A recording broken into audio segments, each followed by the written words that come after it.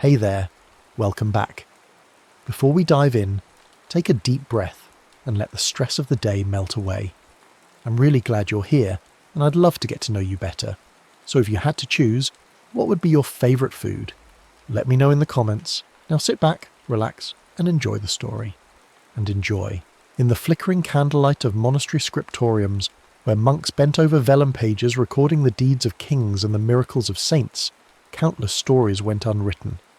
The iron shackles rusted in castle dungeons, the wooden ploughs guided by calloused hands weathered to dust, and the voices of those who bore the heaviest burdens of medieval society faded into historical silence. These were the medieval slaves, men, women and children, whose labour built cathedrals, harvested grain that fed nobles, and whose very bodies were counted among the assets of their masters alongside livestock and land. The distinction between slavery and serfdom in medieval times was not merely academic, it was the difference between being property that could be bought, sold, and moved at will, versus being bound to specific land with certain protections under feudal law. While serfs were tied to the soil they worked, slaves were chattel, human possessions who could be transported across kingdoms, gifted to allies, or sold in bustling marketplaces from Novgorod to Cordoba. This forgotten class existed in the shadows of medieval civilization, their experiences rarely deemed worthy of chronicle by the literate elite who controlled the historical narrative. The collapse of the Western Roman Empire in the 5th century marked not the end of slavery, but its transformation. As the centralized Roman system of latifundia, vast slave-worked estates, crumbled under barbarian invasions and economic pressures, slavery evolved into new forms across the emerging medieval kingdoms. The Germanic tribes who carved up Roman territories brought their own traditions of bondage, while the surviving Eastern Roman Empire, later known as Byzantium, maintained and adapted classical slavery alongside new forms of servitude. The sources of medieval slaves were as varied as they were tragic. War captives formed the largest category, swept up in the endless conflicts that plagued early medieval Europe. When Viking longships returned from raids along the coasts of Ireland, England and Francia, their holds were often packed with human cargo destined for the slave markets of Hedeby or Kiev. The Anglo-Saxon Chronicle records how Danish raiders carried off thousands of captives, while Irish annals speak of entire villages emptied by Norse slavers who prowled the western seas. Criminal punishment provided another steady stream of slaves.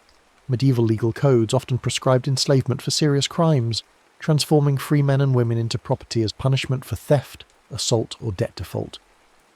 The laws of Ethelbert, one of the earliest Anglo-Saxon legal codes, specifically outlined circumstances under which free persons could be reduced to slavery, while Frankish capitularies established similar provisions throughout Charlemagne's empire. Debt bondage created perhaps the most heartbreaking cases of enslavement. In times of famine or economic hardship, free peasants would sometimes sell themselves or their children into slavery to avoid starvation.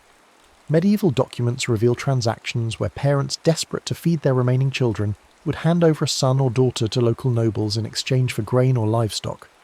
These sales were often presented as temporary arrangements, but in practice, few families possessed the means to buy back their relatives. Birth into slavery perpetuated the system across generations. The children of slave women typically inherited their mother's status, regardless of their father's condition.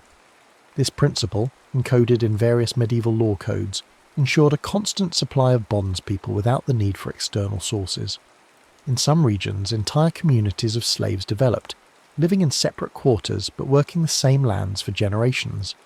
The geographic distribution of medieval slavery varied dramatically across Europe and the Mediterranean world. In Western Europe, particularly in the former Roman territories of Gaul, Italy and Hispania, traditional chattel slavery gradually gave way to various forms of serfdom and bound labour as the feudal system consolidated. However, this transition was neither uniform nor complete. Archaeological evidence from early medieval cemeteries in Francia reveals burials with slave collars and restraints well into the 8th and 9th centuries. Anglo-Saxon England maintained robust slave populations through the Norman conquest of 1066. The Domesday Book, compiled 20 years later, records approximately 10% of the English population as slaves, though regional variations were significant. In some areas of the southwest, slaves comprised nearly a quarter of the recorded population, while in northern regions they were relatively scarce. These slaves worked primarily in agriculture, tending the domain lands of their masters and performing the heavy labour that sustained the Anglo-Saxon economy. Viking societies built their expansion on slave labour, with thralls forming the bottom tier of Norse social hierarchy. The wealth that funded Viking expeditions often came from slave trading, as warriors captured people during raids and sold them in markets across northern and eastern Europe.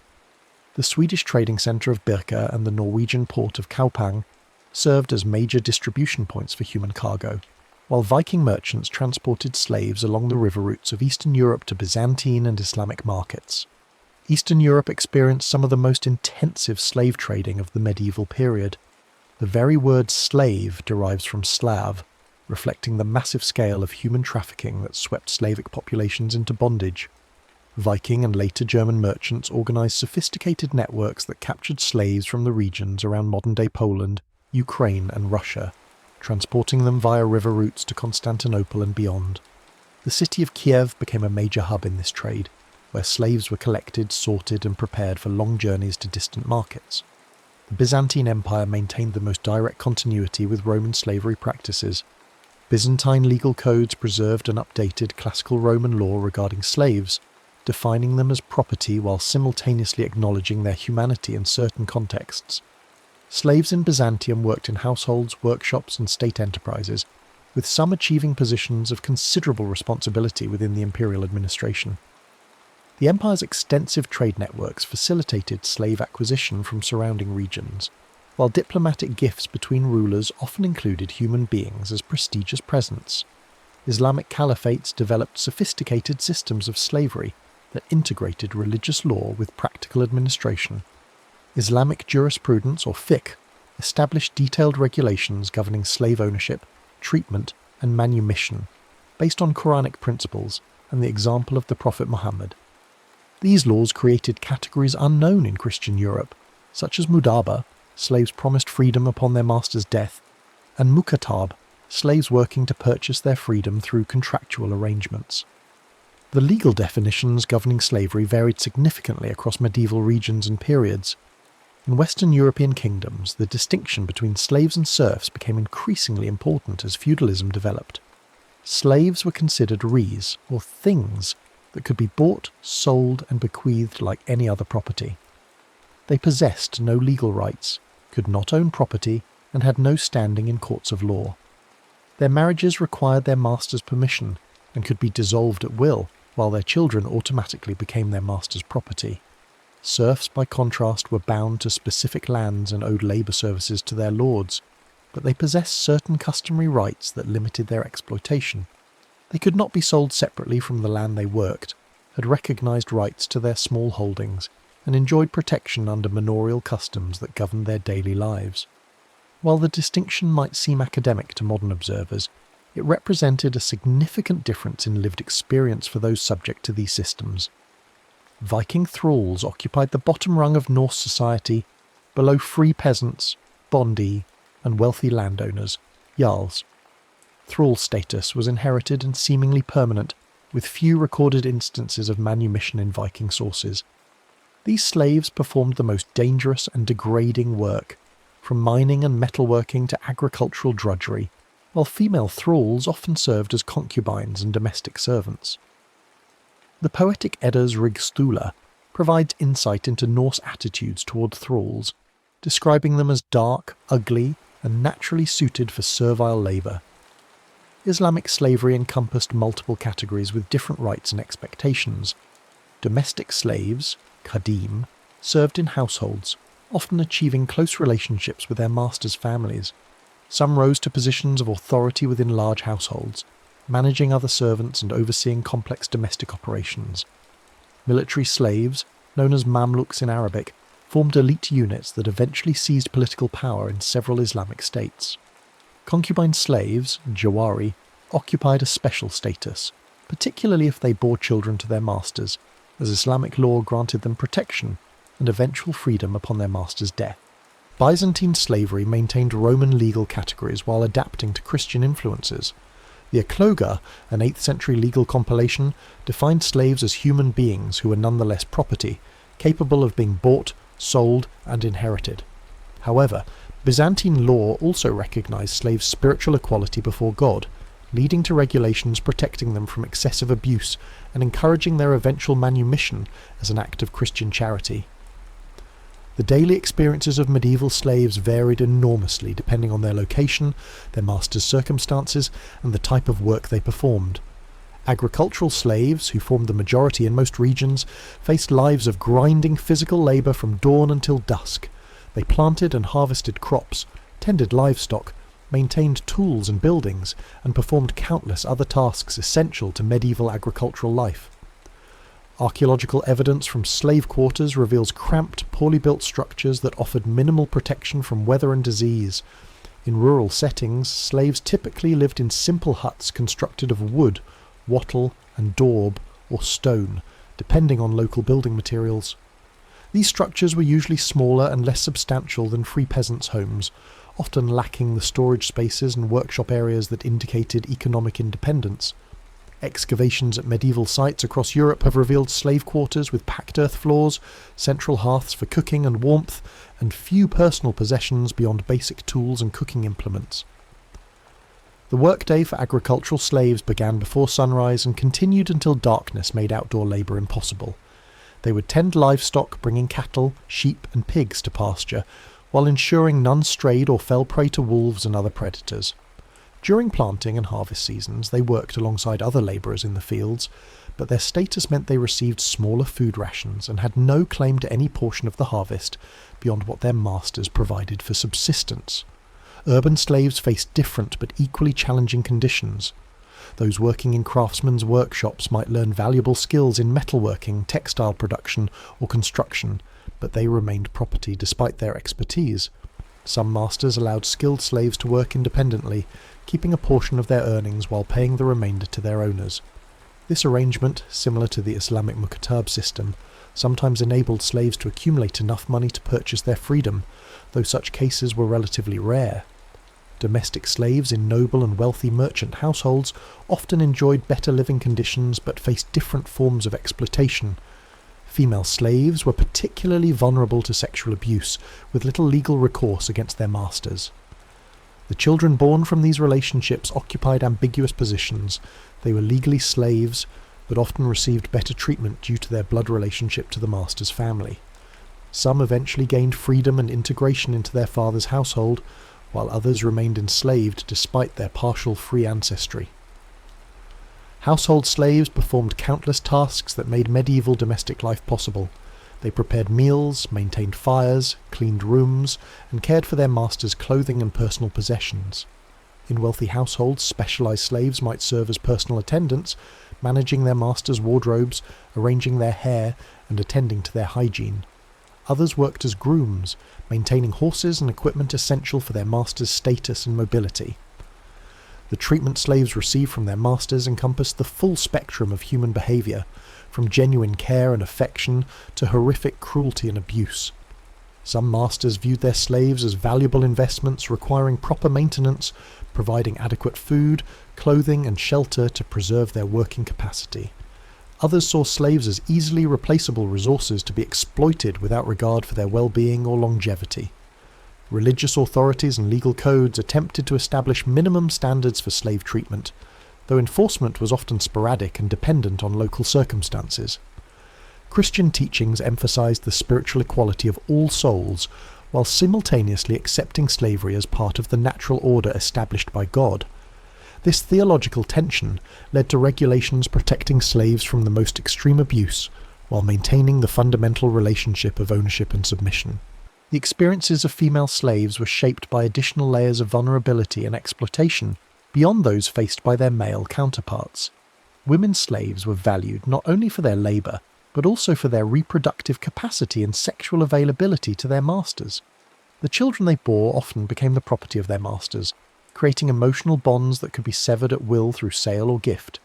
Some female slaves developed close relationships with their masters' wives, serving as personal attendants and confidants, while others remained isolated and powerless within household hierarchies. Medieval slave trading networks were sophisticated commercial systems that connected regions across Europe, North Africa, and the Middle East. The profits from human trafficking funded military expeditions, urban development, and the luxury consumption of medieval elites. Viking traders established routes that carried Slavic captives from Eastern Europe through the river systems of Russia to Byzantine and Islamic markets, while Mediterranean networks distributed slaves captured in raids and wars across North Africa and the Middle East.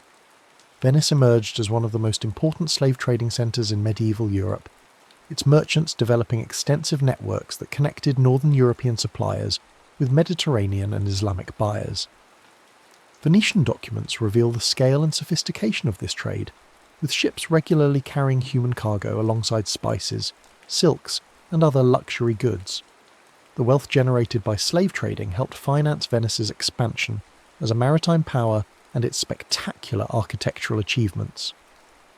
Constantinople served as the primary destination for many slaves captured in Europe, its markets absorbing thousands of captives annually during the peak periods of medieval slave trading.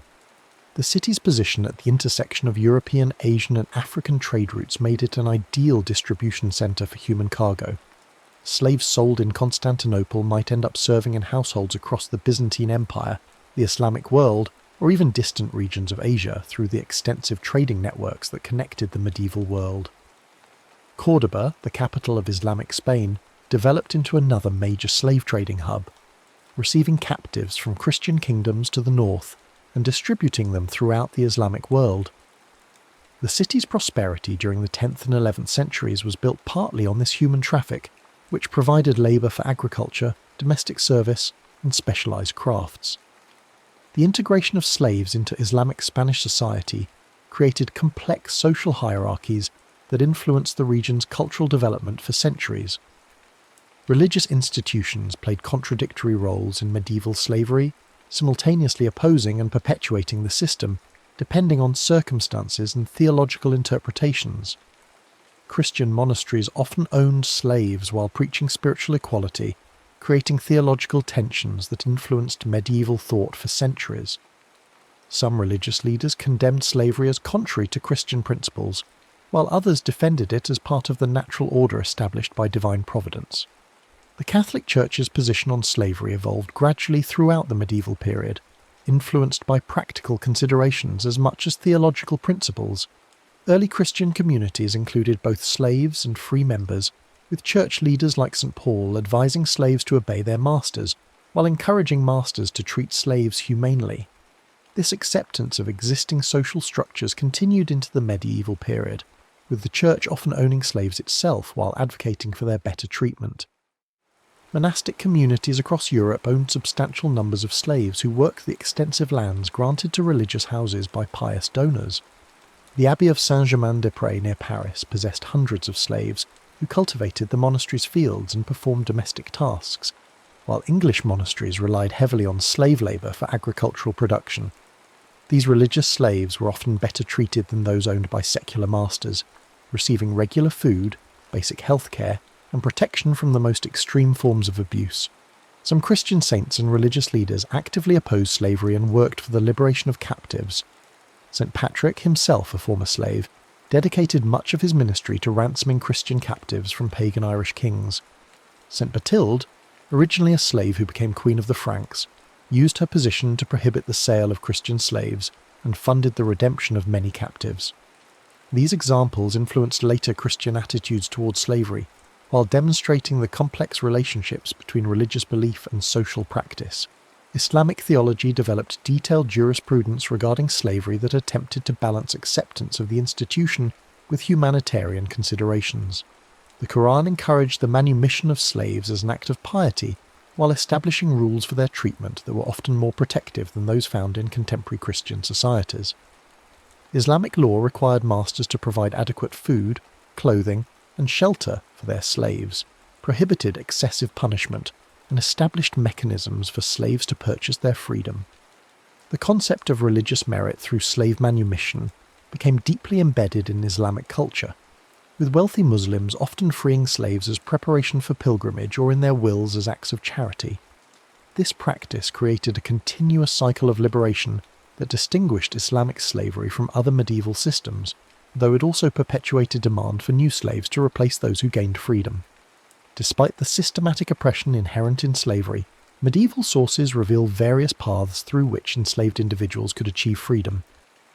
Manumission, the formal granting of freedom by masters, was the most common route to liberation, motivated by religious conviction, personal affection, practical considerations, or legal requirement. Masters might free slaves as rewards for faithful service, expressions of Christian charity, or fulfillment of Islamic religious obligations. Self-purchase represented another pathway to freedom, though it required slaves to accumulate money through independent work or the generosity of others. Some masters allowed skilled slaves to work for wages in their spare time, keeping a portion of their earnings while paying the remainder to their owners. Over time, industrious slaves might save enough to buy their freedom, though the required sums were often substantial and the process could take decades. The wills of medieval masters frequently included provisions for slave manumissions, reflecting beliefs about the spiritual benefits of liberation. Some testators freed all their slaves upon death, while others selected specific individuals for liberation based on long service or personal affection. These posthumous manumissions created complicated situations for heirs who might inherit valuable property in the form of slaves while being legally obligated to release them. Royal pardons and legal interventions occasionally freed slaves, particularly in cases involving criminal convictions or disputed ownership. Medieval kings sometimes granted freedom to slaves as acts of mercy or political calculation, while legal disputes between masters might result in slave liberation if ownership could not be clearly established. These cases were relatively rare but demonstrate that medieval legal systems recognized slaves' potential claims to freedom under certain circumstances. The status of freed slaves, known as freedmen or freedwomen, varied considerably across medieval societies, but generally remained inferior to that of freeborn individuals. Former slaves often retained obligations to their former masters, providing labour services or portions of their income in perpetuity. Their children might inherit these obligations, creating hereditary relationships that resembled slavery in many practical aspects, while technically constituting freedom. Some exceptional individuals managed to rise from slavery to positions of considerable authority and influence. The Byzantine Empire produced several powerful eunuchs who began as slaves but achieved high administrative positions through their abilities and court connections. Islamic societies offered similar opportunities for military slaves who demonstrated exceptional skills in warfare or administration, with some eventually establishing their own dynasties. The gradual decline of chattel slavery in Western Europe during the 11th and 12th centuries resulted from multiple interconnected factors rather than sudden policy changes or moral awakenings. Economic transformations associated with agricultural improvements and population growth made free and semi-free labour more attractive to landowners than slave ownership. The costs of maintaining slaves throughout their lives often exceeded the benefits of their unpaid labour, especially as agricultural techniques improved and free labourers became more readily available. Legal and social changes also contributed to slavery's decline in Western Europe. The consolidation of feudal systems created alternative forms of labour organisation that better suited the decentralised political structures of medieval kingdoms. Serfdom provided lords with reliable labour while avoiding the risks and expenses associated with slave ownership, as serfs were responsible for their own subsistence and family maintenance. Religious influences played important roles in slavery's gradual disappearance from Western Europe, though their effects were complex and sometimes contradictory. Christian teachings about spiritual equality created moral pressures against the most extreme forms of human bondage, while the Church's emphasis on charity and redemption encouraged slave manumission as an expression of pious devotion. However, these same religious institutions often owned slaves themselves and adapted theological arguments to justify their continued use of unfree labour. The transformation of slavery into serfdom was neither uniform nor complete across medieval Europe. Regional variations in law, custom and economic conditions created a patchwork of labour systems that defied simple categorisation. Some areas maintained chattel slavery well into the late medieval period, while others developed unique forms of semi-freedom that combined elements of both slavery and serfdom. Eastern Europe experienced different patterns of labour system development, with chattel slavery persisting much longer than in Western regions. The continued conflicts between Christian and Islamic powers provided steady supplies of war captives for slave markets, while the less developed feudal structures in Eastern European kingdoms offered fewer alternatives to slave labour. The expansion of European trading networks also increased demand for slaves in Mediterranean and Middle Eastern markets, making slave trading profitable for Eastern European rulers and merchants. The Black Death of the 14th century created unprecedented labour shortages that fundamentally altered relationships between lords and peasants throughout Europe. The massive population losses from plague deaths gave surviving peasants increased bargaining power, enabling them to demand better conditions and greater freedom of movement. Many lords found themselves forced to offer higher wages and improved treatment to retain the workers necessary for agricultural production. This demographic catastrophe accelerated the decline of unfree labour systems across Europe, as lords competed for scarce workers regardless of their legal status. Former serfs and slaves who survived the plague often found opportunities to escape their previous conditions and establish themselves as free labourers in regions desperate for workers. The social upheavals following the Black Death contributed to peasant revolts and labour movements that further undermined traditional relationships of bondage and dependence. The historical silence surrounding medieval slavery reflects the limited literacy of enslaved populations and the bias of medieval chroniclers toward the concerns of political and religious elites. Most medieval texts were produced by clerics, nobles, or educated merchants who rarely had direct experience with slave conditions or much interest in recording their perspectives. The voices of enslaved individuals were filtered through the observations and prejudices of their social superiors, creating a distorted historical record that emphasized the viewpoints of masters rather than slaves. Archaeological evidence has begun to supplement the limited written sources about medieval slavery, revealing details about living conditions, work environments, and cultural practices that were rarely described in contemporary texts. Excavations at medieval sites have uncovered slave quarters, restraints, and burial practices that provide insights into the daily realities of enslaved life. These material remains often tell different stories than the official chronicles, revealing the harsh conditions and cultural resilience of enslaved communities.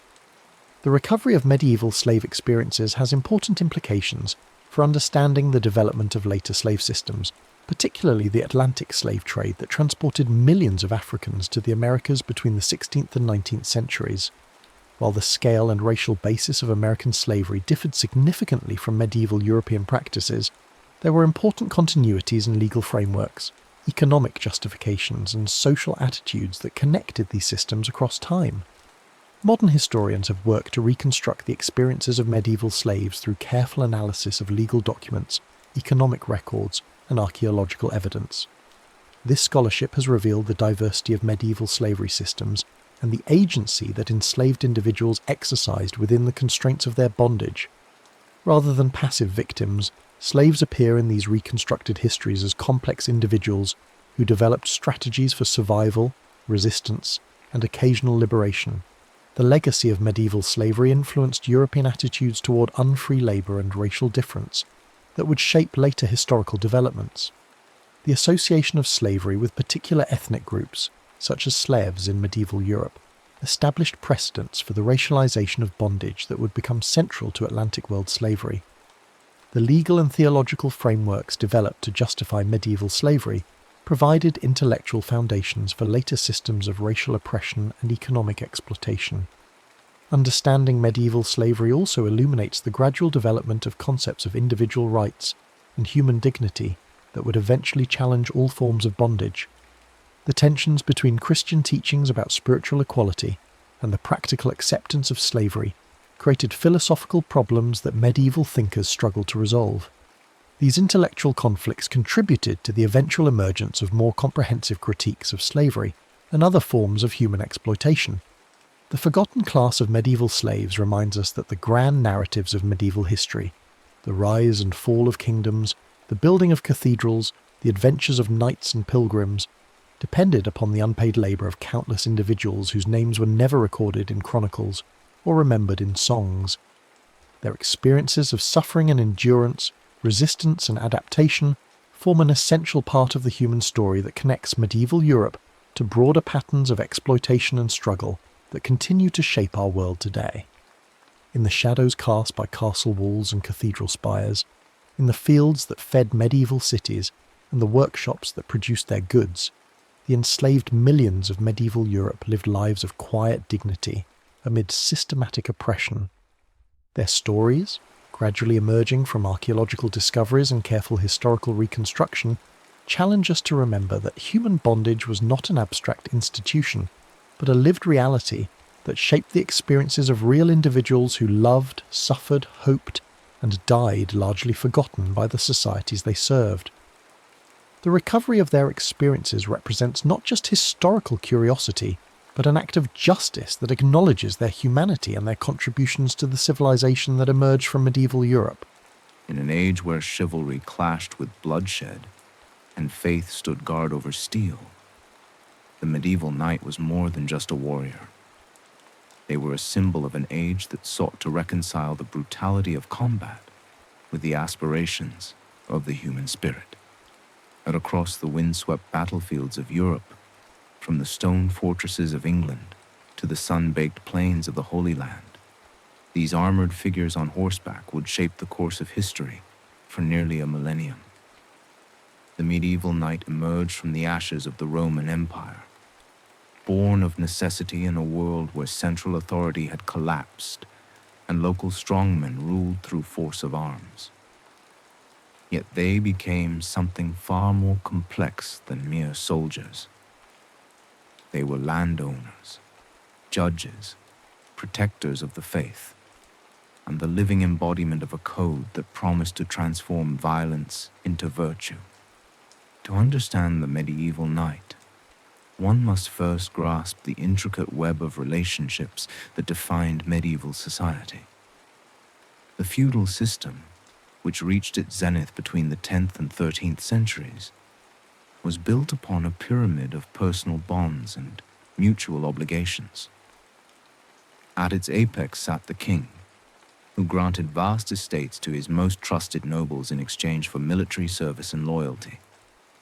These great lords in turn parceled out portions of their holdings to lesser nobles, creating a chain of vassalage that extended down through society. The knight occupied a crucial position within this hierarchy. Unlike the great barons who commanded armies and held entire provinces, or the humble serfs who worked the land, knights were the mobile backbone of medieval military power. They were vassals who had sworn sacred oaths of loyalty to their liege lords, promising to serve 40 days each year in armed service. In return, they received either land grants known as fiefs or monetary compensation that allowed them to maintain their expensive equipment and war horses. This system had its roots in the military innovations of the 8th and 9th centuries. The Carolingian dynasty, which ruled much of Western Europe under Charlemagne and his successors, had developed new tactics centered around heavily armored cavalry. The Franks, building upon earlier Germanic traditions, discovered that mounted warriors could dominate the battlefield if properly equipped and trained. The stirrup, introduced from the East, allowed riders to fight effectively from horseback without being unseated by the impact of their own blows. As Viking raids and Magyar invasions terrorized Europe in the 9th and 10th centuries, local leaders increasingly relied on these mounted warriors for protection. The traditional Germanic custom of military service by all free men proved inadequate against fast-moving raiders who could strike and vanish before foot soldiers could respond. Only knights with their superior mobility and individual combat skills could provide effective defense against such threats. The path to knighthood was long and arduous, typically beginning in earliest childhood. Most knights were born into the nobility, inheriting not only the financial means to afford the expensive equipment and training required, but also the social connections necessary to secure a place in a noble household. However, the ranks of knighthood were not entirely closed to those of humble birth. Exceptional individuals could rise through acts of valor, service to the church, or by demonstrating unusual martial prowess. The formal education of a future knight began around age 7, when boys were sent away from their family homes to serve as pages in the household of a lord or established knight. This practice, known as fosterage, served multiple purposes. It created bonds between noble families, provided young boys with training they might not receive at home, and exposed them to the wider world of aristocratic culture. As pages, these young boys learned the fundamental skills expected of a gentleman. They were taught proper manners and etiquette, the basics of reading and writing in Latin, and the Christian faith that would guide their future conduct. They learned to ride horses, first on gentle mounts, and gradually progressing to more spirited animals. They observed the knights of the household, studying their behavior, their treatment of subordinates, and their interactions with other nobles. The religious component of their education was particularly important. Pages attended daily mass, learned to recite prayers, and studied the lives of saints who had combined martial prowess with Christian virtue. They heard stories of Roland defending Charlemagne's rear guard against the Saracens, of Saint George slaying the dragon, and of other heroes who had used their strength in service of God and righteousness.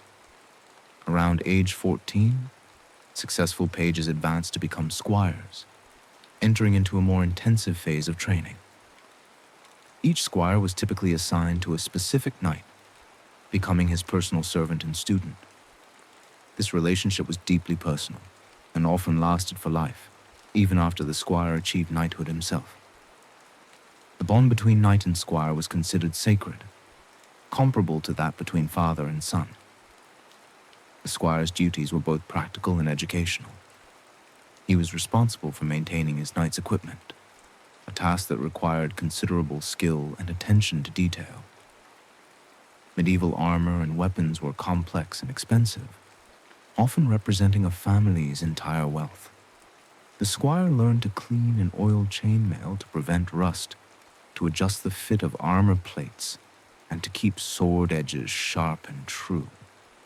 He cared for his knight's destrier, the specially trained war horse that was as valuable as the armor itself. More importantly, the squire received intensive military training. He practiced daily with sword and lance, first against wooden targets and eventually against other squires under careful supervision. He learned the intricacies of mounted combat, discovering how to control his horse with his legs while wielding weapons with his hands.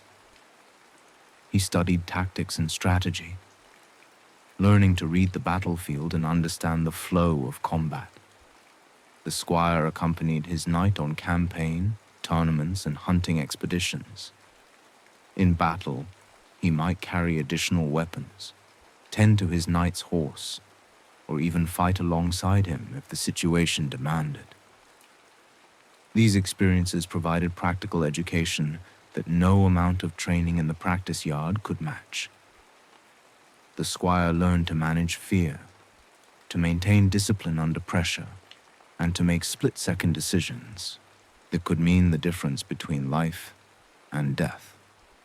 The transition from squire to knight was marked by an elaborate ceremony that had evolved from simple military necessity into a profound religious and social ritual. The knighting ceremony, or dubbing, typically took place when the candidate reached his 21st year, though exceptional circumstances might accelerate or delay the process. The ceremony began with a period of spiritual preparation. The candidate underwent fasting and prayer, often spending an entire night in vigil before the altar of a church or chapel. This vigil was not merely symbolic, but served to focus the young man's mind on the sacred nature of the commitment he was about to make. He confessed his sins to a priest, received communion, and meditated on the responsibilities he would soon assume. The actual dubbing ceremony was a carefully choreographed event that emphasized both the martial and spiritual dimensions of knighthood. The candidate's sword was blessed by a priest, transforming it from a mere weapon into a sacred instrument of justice. The young man knelt before his lord or sponsor, who delivered the ceremonial blow, originally a hard slap, but later refined to a gentle tap with the flat of a sword blade, that formally elevated him to knightly status.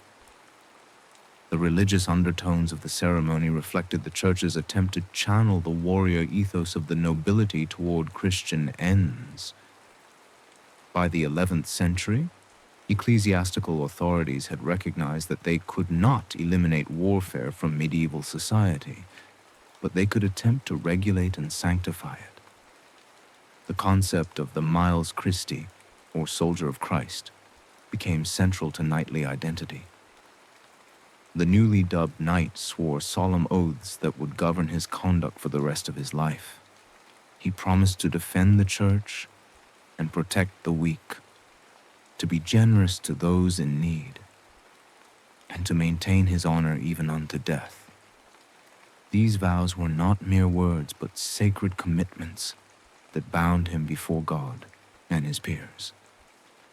The daily life of a medieval knight was far more complex and varied than popular imagination often suggests. While warfare was indeed central to their identity and purpose, knights spent relatively little time in actual combat. Most of their lives were devoted to the mundane but essential tasks of military preparation, estate management, and social obligations. The knight's primary military duty was to maintain himself in a state of constant readiness for war. This required daily training and practice, not only to maintain physical fitness, but to keep complex combat skills sharp. A knight might spend hours each day practicing with various weapons, working on his horsemanship, or drilling with other members of his lord's household. The skills required for effective mounted combat were so specialized and demanding that they could only be maintained through constant repetition. Hunting played a crucial role in this training regimen. Medieval hunts were not merely recreational activities, but serious military exercises that honed the skills needed for warfare. Hunting wild boar required courage and quick reflexes, as the cornered animal could easily kill a horse or rider. Pursuing stags through dense forest developed the horsemanship and navigation skills, essential for reconnaissance and pursuit in wartime. Hawking taught patience and the ability to work with trained animals, skills that translated directly to the management of war horses. For knights who had been granted fiefs, estate management was a constant responsibility.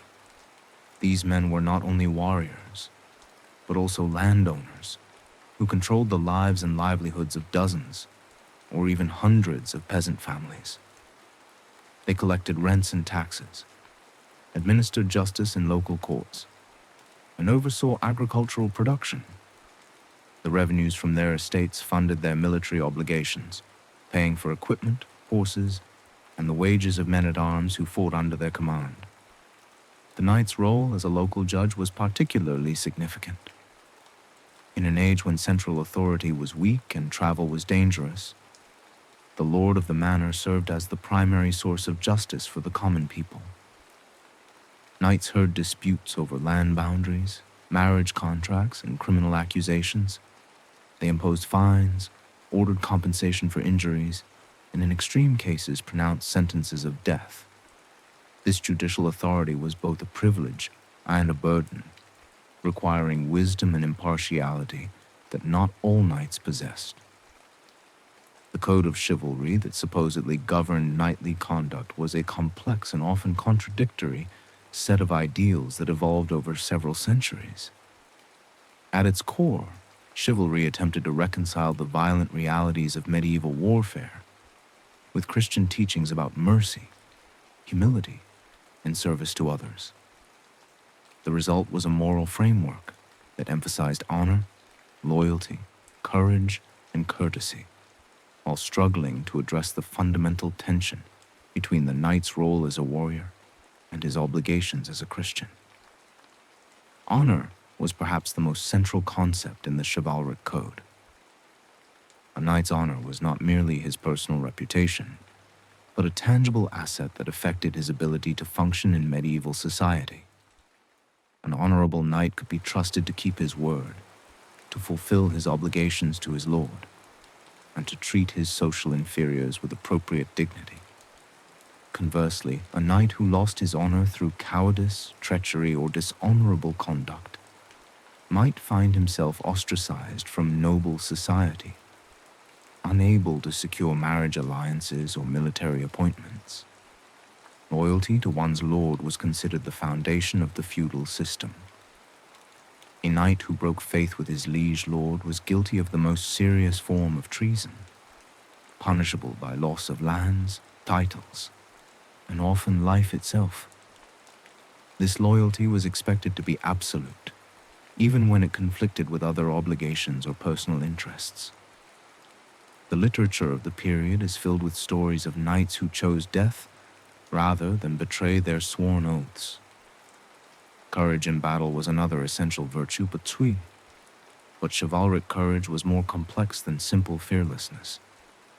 The ideal knight was expected to be brave not only in facing enemy weapons, but in defending the innocent, even when such defense offered no personal advantage.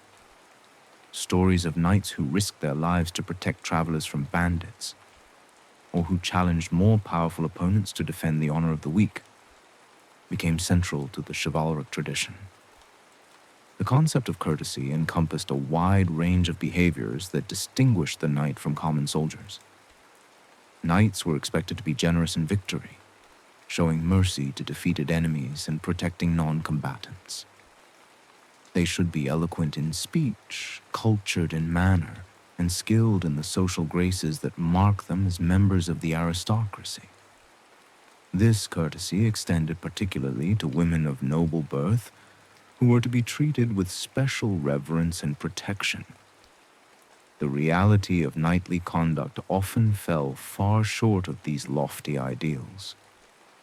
Medieval chronicles and court records are filled with accounts of knights who betrayed their lords, brutalized peasants, and violated the very principles they had sworn to uphold. The gap between chivalric theory and practice was a source of constant tension and criticism throughout the medieval period. Many knights were driven more by personal ambition than by altruistic ideals.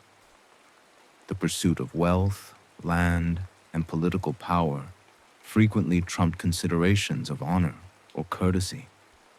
Knights might switch sides in conflicts based on which lord offered better terms, or use their military skills to terrorize local populations for personal gain. The phenomenon of robber knights who preyed upon merchants and travelers was common enough to require repeated intervention by royal authorities.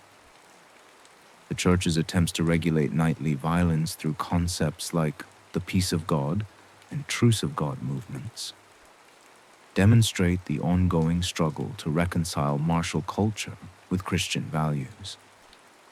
These initiatives sought to limit warfare to certain times and places, protecting churches, peasants, and other non-combatants from the worst excesses of military violence. The mixed success of these efforts highlights the difficulty of imposing moral constraints on a warrior class whose primary function was the application of force. Medieval warfare was the ultimate test of knightly skill and courage, but it was also a brutal and chaotic affair that bore little resemblance to the romanticized encounters of later literature. The knight's effectiveness in battle depended not only on his individual prowess, but on his equipment, his mount, and his ability to coordinate with other members of his unit. The evolution of knightly armor reflects both technological advancement and changing military tactics. Early medieval knights wore hauberks of chainmail, flexible garments of interlocked metal rings that provided reasonable protection against slashing weapons, while allowing freedom of movement. By the 13th century, knights began supplementing their chainmail with plates of steel or iron covering vital areas like the chest, back, and limbs. The development of full-plate armor in the 14th and 15th centuries represented the pinnacle of the armorer's art. A complete suit of plate armor, properly fitted and maintained, could turn aside most weapons of the period. However, such armor was enormously expensive and required considerable skill to manufacture. Only the wealthiest knights could afford the finest armor, and even they might spend years accumulating a complete set. The knights' primary weapons were the lance and sword, each designed for specific tactical situations. The lance was the weapon of the charge, allowing the knight to focus all his momentum and that of his horse into a single devastating blow. Proper use of the lance required exceptional skill, as the knight had to control his mount, aim his weapon, and brace for impact all simultaneously. The shock of a successful lance charge could break enemy formations and decide the outcome of a battle. The sword was the knight's most personal weapon, often bearing his name or heraldic symbols. Medieval swords were not the crude clubs of popular imagination, but sophisticated weapons that balanced cutting power with speed and maneuverability. The longsword, which became increasingly popular in the later medieval period, was designed for both mounted and foot combat, with a blade long enough to provide reach advantage while remaining light enough for extended use. Other weapons in the knight's arsenal included maces and warhammers, designed to crush armor rather than cut through it, and crossbows, which could penetrate even heavy armor at close range. The choice of weapons often depended on the specific tactical situation and the knight's personal preferences and training. Siege warfare presented unique challenges for medieval knights. Unlike the open field battles that showcased their mounted combat skills, sieges required patience, engineering knowledge, and the ability to coordinate with infantry and specialists. Knights might find themselves directing the construction of siege engines, leading assaults on fortress walls, or enduring months of boring blockade duty. The Crusades, which began in the late 11th century, provided unprecedented opportunities for knights to combine military service with religious devotion. The call to reclaim the Holy Land from Muslim control appealed to knights for multiple reasons.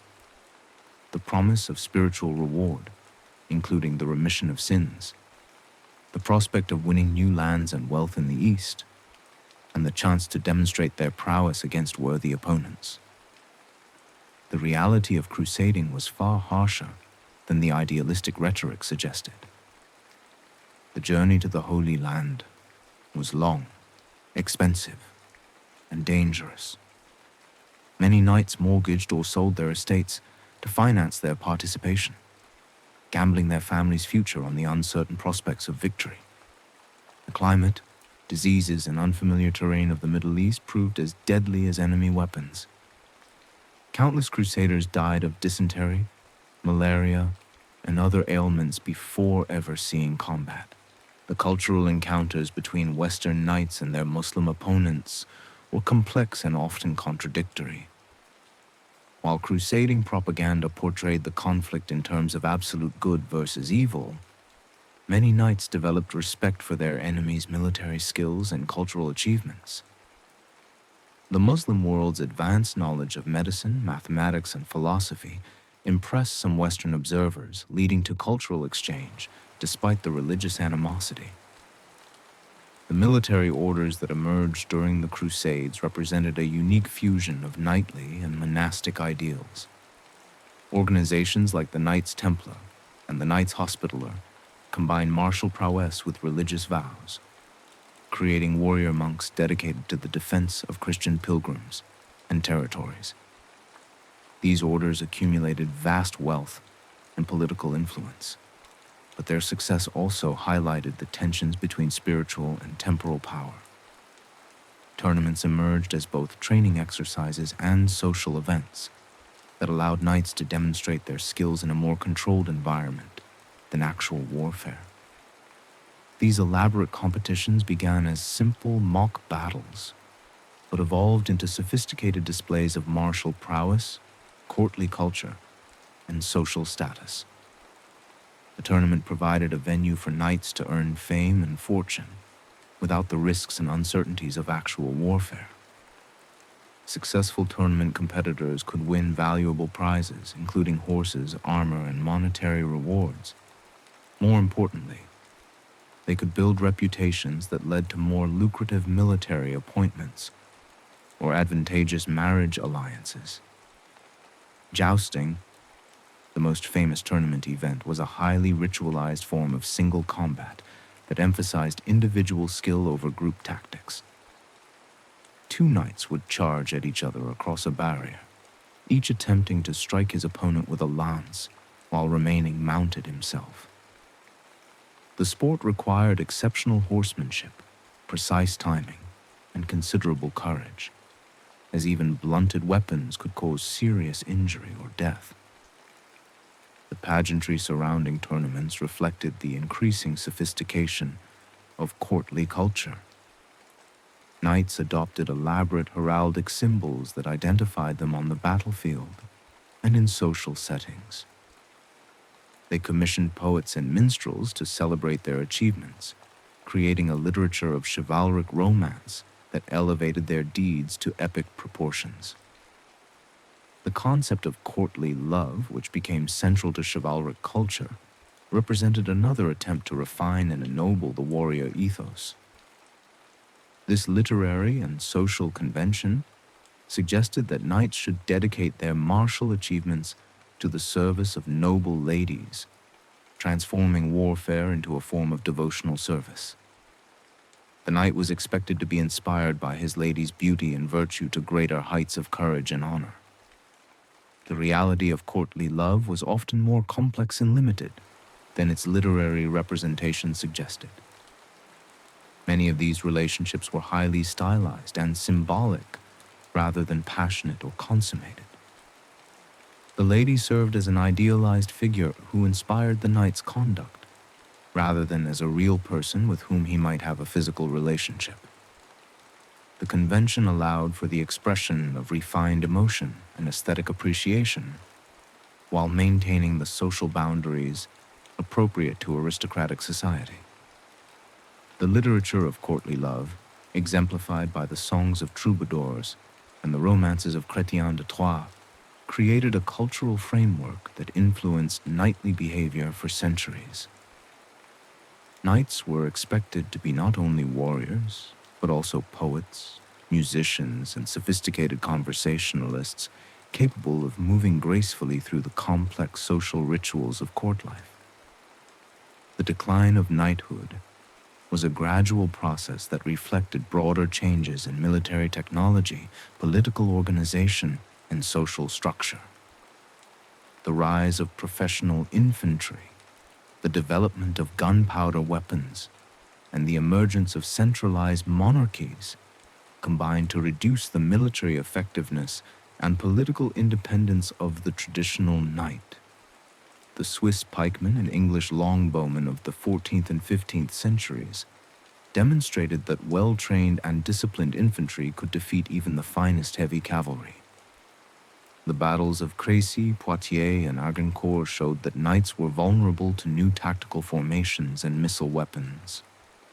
The old certainties of knightly supremacy on the battlefield were shattered by the arrows at Agincourt and the pikes at Nancy. The introduction of gunpowder weapons accelerated this transformation. Early firearms were unreliable and slow to reload, but they could penetrate the finest armor and required relatively little training to use effectively. A peasant with a musket could kill a knight whose training had taken decades and whose equipment represented generations of accumulated wealth. Political centralization under strong monarchies reduced the independence that had made knights powerful. Kings like Louis XI of France and Henry VII of England systematically undermined the feudal system that had given knights their political and economic foundation. Professional armies loyal to the crown replaced the feudal levies that had been the knight's primary military role. Many knights adapted to these changes by transforming themselves into courtiers, professional soldiers, or administrators. the skills that had made them effective warriors, leadership, discipline, and strategic thinking, proved valuable in these new roles. Some founded military academies or mercenary companies that provided professional training for the new style of warfare. The knightly class gradually merged with the broader nobility, losing its specifically military character while retaining its social privileges. The concepts of honor, courtesy, and service that had defined chivalry were adapted to new contexts, influencing the development of diplomatic protocol, military officer codes, and aristocratic behavior. The literary legacy of knighthood proved more enduring than its military reality. The Arthurian romances, the chansons de geste, and other medieval narratives created a mythologized version of knightly life that continued to influence European culture long after the actual age of chivalry had ended. Works like Malory's Le Morte d'Arthur and the anonymous Song of Roland preserved and transmitted chivalric ideals to later generations. The Renaissance and early modern period saw a revival of interest in chivalric literature, even as the military and social realities that had created knighthood disappeared. Cervantes' Don Quixote both celebrated and satirized the chivalric tradition, highlighting the gap between romantic ideals and contemporary reality. The continuing popularity of such works demonstrates the enduring appeal of the knightly ideal. Modern military traditions retain echoes of medieval chivalry in their emphasis on honor, duty, and the protection of the innocent. Military academies still teach the importance of personal integrity and selfless service, values that would be recognizable to a medieval knight. The Geneva Conventions and other international laws of war reflect the same attempt to impose moral constraints on military conduct that motivated the medieval church's peace movements. The knight's commitment to service beyond personal gain, the willingness to risk life for abstract principles, and the attempt to combine physical prowess with moral virtue continue to resonate in contemporary culture. From the superhero narratives of popular entertainment to the service ideals of modern military organizations, the influence of medieval chivalry persists in adapted forms. Though the clang of sword on steel has long faded, the image of the knight endures, not only in legend, but in the lingering shadow of a world that once believed valor could shape history. The medieval knight represents humanity's eternal struggle to transcend its baser instincts, to transform necessary violence into something noble and worthy. In their successes and failures, their nobility and brutality, their aspirations and limitations, the knights of medieval Europe created a legacy that continues to influence how we think about courage, honor, and the proper use of power. The stone castles still stand, weathered by centuries but enduring. The manuscripts still record their deeds, faded but legible. The ideals they championed, however imperfectly realized, continue to challenge each generation to consider what it means to be truly noble in a world that often rewards the ruthless over the righteous. In this sense, the age of chivalry never truly ended. It simply transformed, carrying forward the eternal human hope that strength might serve justice and that honor might yet triumph over mere expediency. The transformation of knighthood from a primarily military institution to a social and ceremonial one was gradual, but inexorable. By the 16th century, the practical necessity that had created the medieval knight had largely disappeared, replaced by new forms of military organization and political authority. Yet the cultural significance of knighthood proved remarkably resilient, adapting to changing circumstances while preserving core elements of its original identity. In England, the ancient ceremonies of knighthood were preserved and institutionalized by the Tudor monarchs, who recognized their value in creating loyalty and binding the nobility to the crown. The Order of the Garter, established by Edward III in the 14th century, became a model for similar orders throughout Europe. These chivalric orders transformed military brotherhoods into exclusive social clubs that combined ceremonial pageantry with political networking. The Spanish conquistadors who explored and conquered the Americas saw themselves as latter-day knights errant, seeking gold and glory in distant lands much as their medieval predecessors had sought the Holy Grail. Hernán Cortés deliberately modeled his campaigns on the chivalric romances he had read in his youth, viewing his conquest of the Aztec Empire as a knightly quest. The reality of colonial conquest was far more brutal and exploitative than any chivalric ideal. Yet the conquistadors' self-perception as Christian knights gave their actions a legitimacy that purely mercenary motives could not provide. The emergence of standing armies and professional officer corps created new contexts for chivalric values. Military academies established in the 17th and 18th centuries explicitly drew upon medieval traditions of honor and service, adapting them to the requirements of modern warfare. The Prussian military code, which influenced armies throughout Europe, emphasized duty, discipline, and sacrifice in terms that would have been familiar to a medieval knight. The Romantic movement of the late 18th and early 19th centuries sparked a revival of interest in medieval culture that brought knighthood back into popular consciousness. Writers like Sir Walter Scott romanticized the Middle Ages in novels such as Ivanhoe, creating a nostalgic vision of chivalric society that bore little resemblance to historical reality, but captured the imagination of readers across Europe and America. This romanticized vision of knighthood influenced real political and social developments.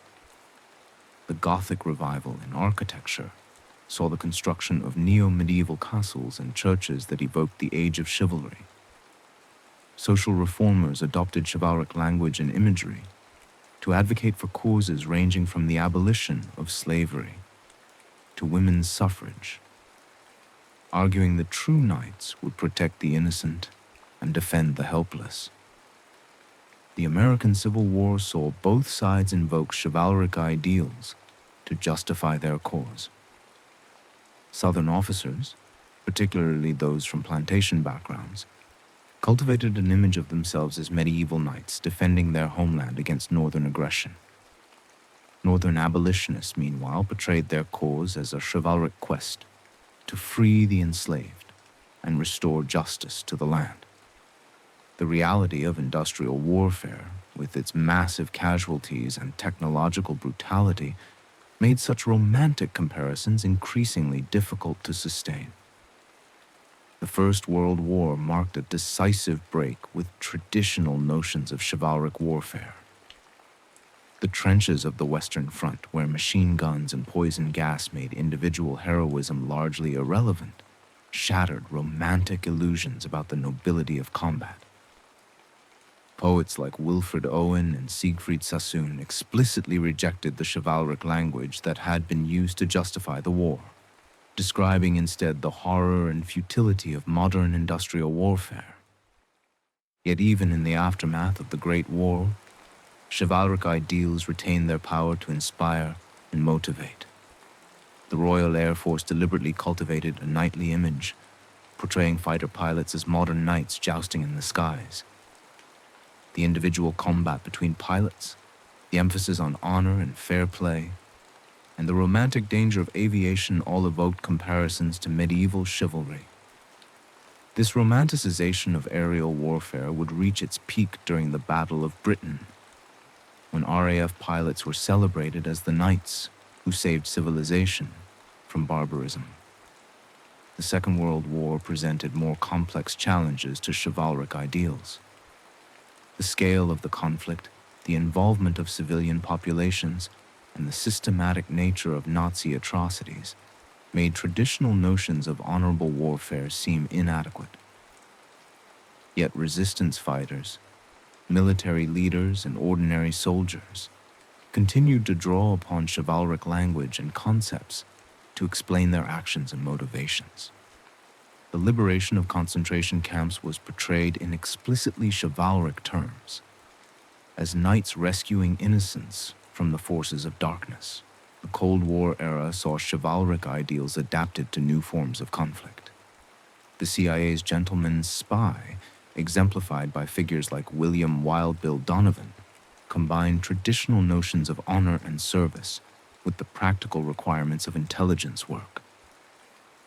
The astronauts of the space program were portrayed as modern knights errant, exploring the final frontier in service of their nation and humanity.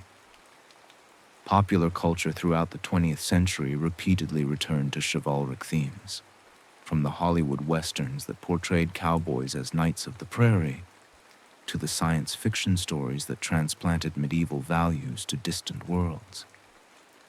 The enduring popularity of Arthurian legends in film, literature, and television demonstrates the continued relevance of chivalric ideals in contemporary society. The feminist movement of the 1960s and 1970s challenged traditional chivalric concepts, particularly the notion that women needed male protection. Critics argued that chivalry was a form of benevolent sexism that limited women's autonomy while appearing to honor them. The debate over chivalry revealed deeper tensions about gender roles and the nature of honor in modern society. Military organizations have struggled to adapt chivalric concepts to contemporary warfare. The rules of engagement that govern modern military operations reflect many of the same principles that motivated medieval codes of chivalry. The protection of non-combatants, the humane treatment of prisoners, and the limitation of violence to legitimate military targets. International humanitarian law, codified in the Geneva Conventions and their protocols, represents a modern attempt to impose moral constraints on warfare that parallels the Church's efforts to regulate knightly conduct. The concept of the warrior diplomat, exemplified by figures like Colin Powell and James Mattis, combines military expertise with political sophistication in ways that echo the medieval knight's dual role as warrior and courtier. These modern military leaders are expected to be not only tactically proficient, but also culturally sophisticated, capable of operating effectively in complex political environments. Private military contractors and special operations forces occupy a unique position in contemporary warfare that bears some resemblance to medieval knighthood. These elite units operate with considerable autonomy, are bound by professional codes of conduct, and often develop strong esprit de corps based on shared values and experiences. Their emphasis on honor, loyalty, and professional excellence echoes many of the values that define medieval chivalry. The emergence of cyber warfare has created new contexts for discussions of honor and proper conduct in conflict. The anonymity of digital combat, the difficulty of distinguishing between combatants and civilians in cyberspace, and the potential for widespread collateral damage from cyber attacks have prompted calls for new codes of conduct that draw upon traditional concepts of proportionality and discrimination. Modern terrorism and asymmetric warfare have challenged traditional notions of chivalric combat. The deliberate targeting of civilians, the use of human shields, and the rejection of established rules of war by terrorist organizations have forced military professionals to reconsider how chivalric values apply in contemporary conflicts. The tension between effective counterterrorism and adherence to moral principles continues to shape military doctrine and public policy. The volunteer military forces that most Western nations now maintain represent a departure from the citizen-soldier model that replaced feudal levies. Yet they share certain characteristics with medieval knighthood. Professional soldiers choose their career path, undergo extensive training, and develop strong institutional loyalties that transcend individual interests. Military academies continue to emphasize honor, duty, and service in terms that would be familiar to medieval knights. The concept of humanitarian intervention, which justifies military action to protect civilian populations from genocide or other atrocities, represents a modern application of chivalric principles. The responsibility to protect doctrine, endorsed by the United Nations, explicitly draws upon the knightly obligation to defend the innocent and weak against oppression. Corporate culture has also adopted chivalric language and concepts, particularly in discussions of business ethics and leadership. The idea of the servant leader who puts the needs of subordinates and customers before personal gain echoes medieval ideals of noblesse oblige. Executive codes of conduct often emphasize integrity, loyalty, and service to the common good in terms that would not be out of place in a medieval treatise on chivalry. Sports, particularly contact sports like football and hockey, continue to valorize many of the physical and moral qualities associated with medieval knighthood. The emphasis on courage, teamwork, and fair play, combined with the ritualized nature of athletic competition, creates parallels to medieval tournaments. The concept of sportsmanship itself derives from chivalric ideals about proper conduct in competition. The superhero genre that dominates contemporary popular culture represents perhaps the most direct descendant of medieval chivalric literature.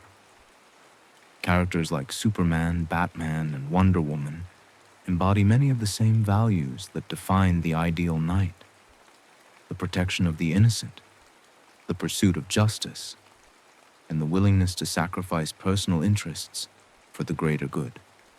The moral complexity of modern superhero narratives reflects the same tensions between idealism and pragmatism that characterize medieval discussions of chivalry. The digital age has created new forms of chivalric behavior and new challenges to traditional honor codes.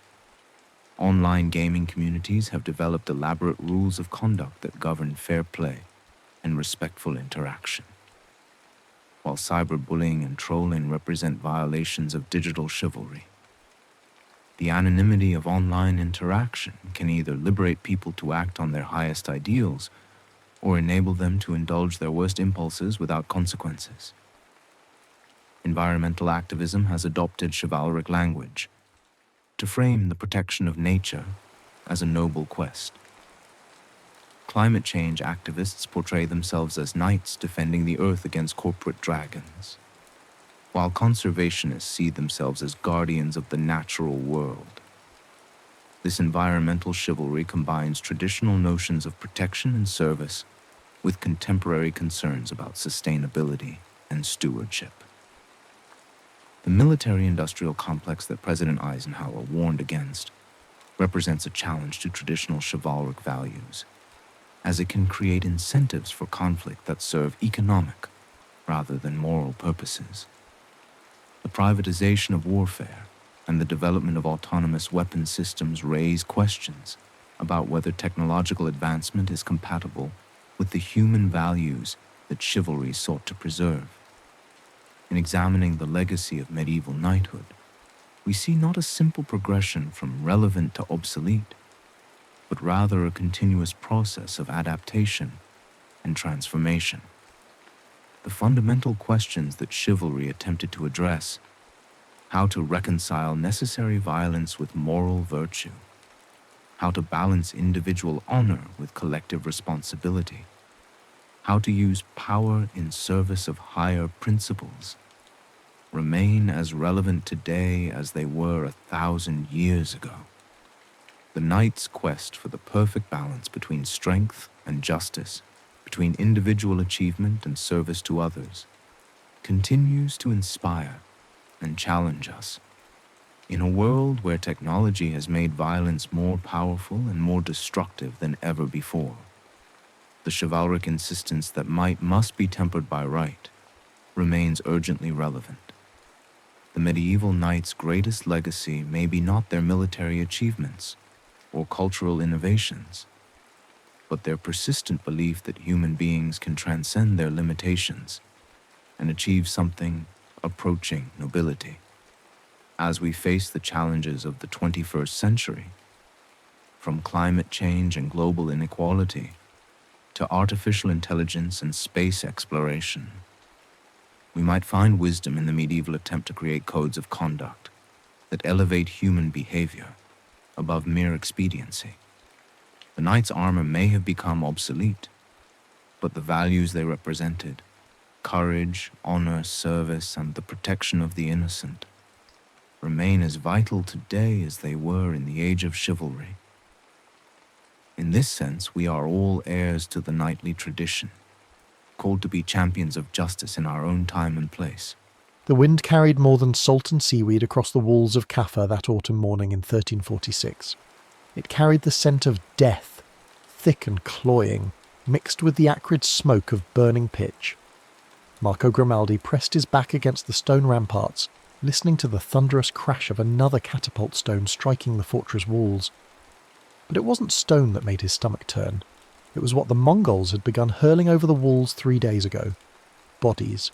Corpses bloated with disease, their skin mottled black and purple, flying through the air like grotesque birds before smashing into the courtyard below. The first few had been shocking enough, but now they came in waves. Men, women, even children, all bearing the telltale swellings in their necks and armpits that had decimated the Mongol camp outside the walls. "Madre di Dio," whispered Francesco, a young merchant from Marco's trading company. His face had gone ashen as another corpse sailed overhead, landing with a wet thud near the well. "They're using their own dead as weapons," Marco spat into the dust. He'd been trading along the Silk Road for 20 years, had seen plague sweep through cities before, but never like this, never weaponized. The irony wasn't lost on him. The very disease that was destroying the Mongol siege was now being gifted to the defenders of Kaffa.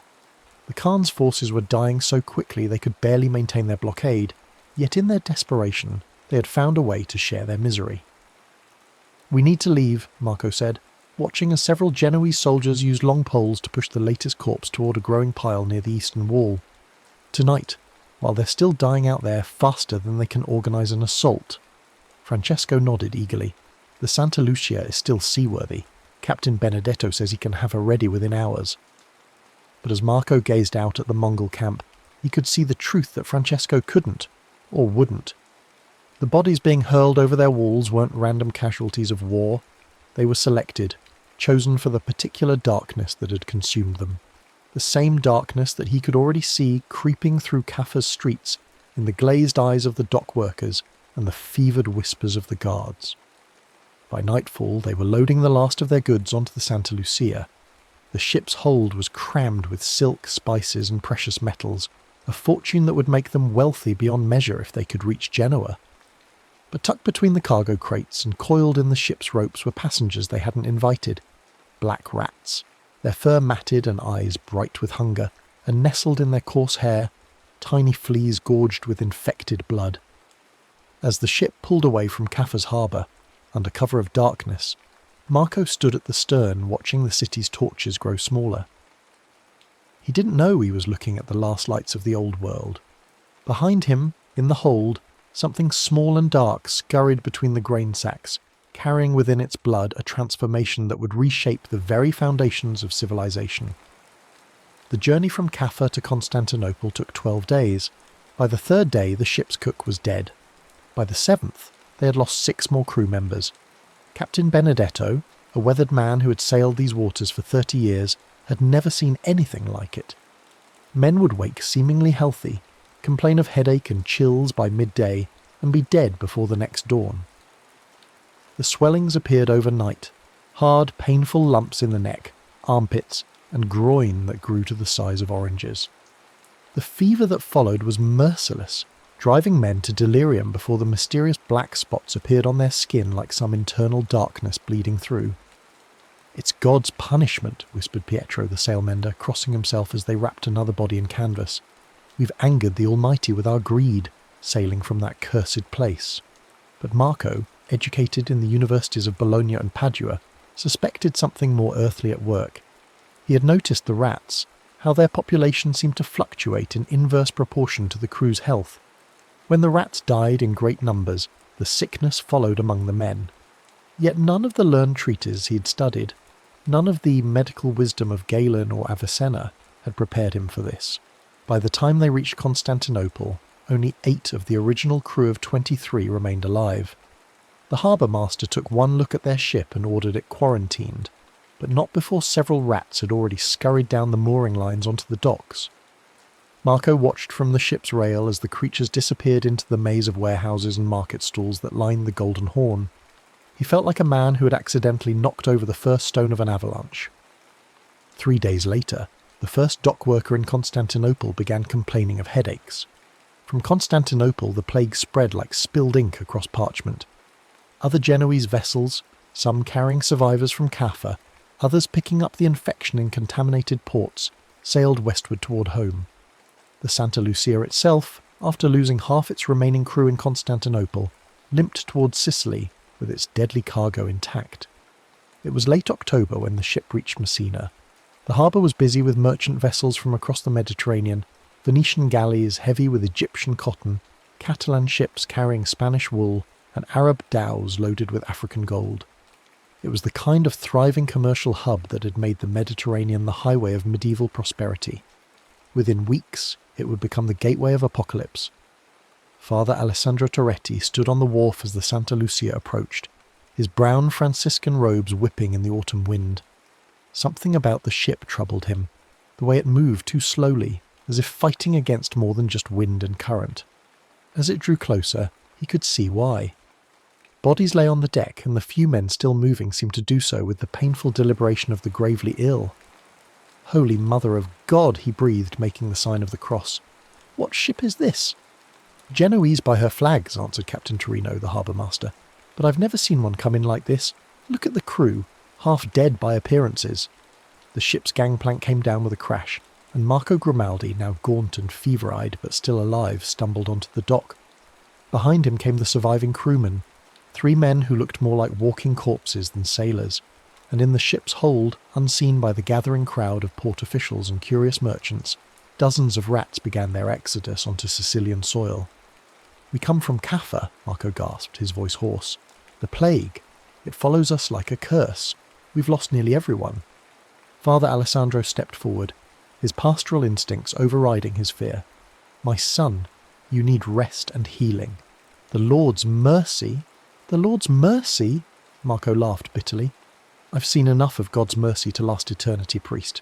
This isn't divine justice. It's something far worse. It's hungry." The harbour master faced a dilemma that would be repeated in ports across Europe over the coming months. The ship clearly carried disease, but it also carried goods worth a fortune. The merchants of Messina had contracts to fulfill, debts to pay, families to feed. Commerce was the lifeblood of their city. How could they turn away a single vessel, especially when the nature of the sickness was still unclear?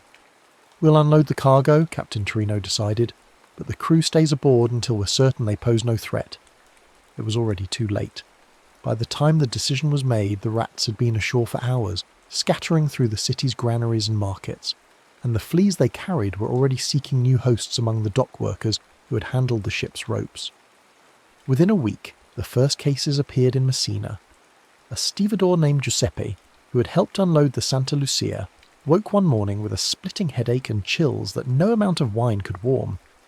By evening, the telltale swellings had appeared in his neck. By the 3rd day, he was dead.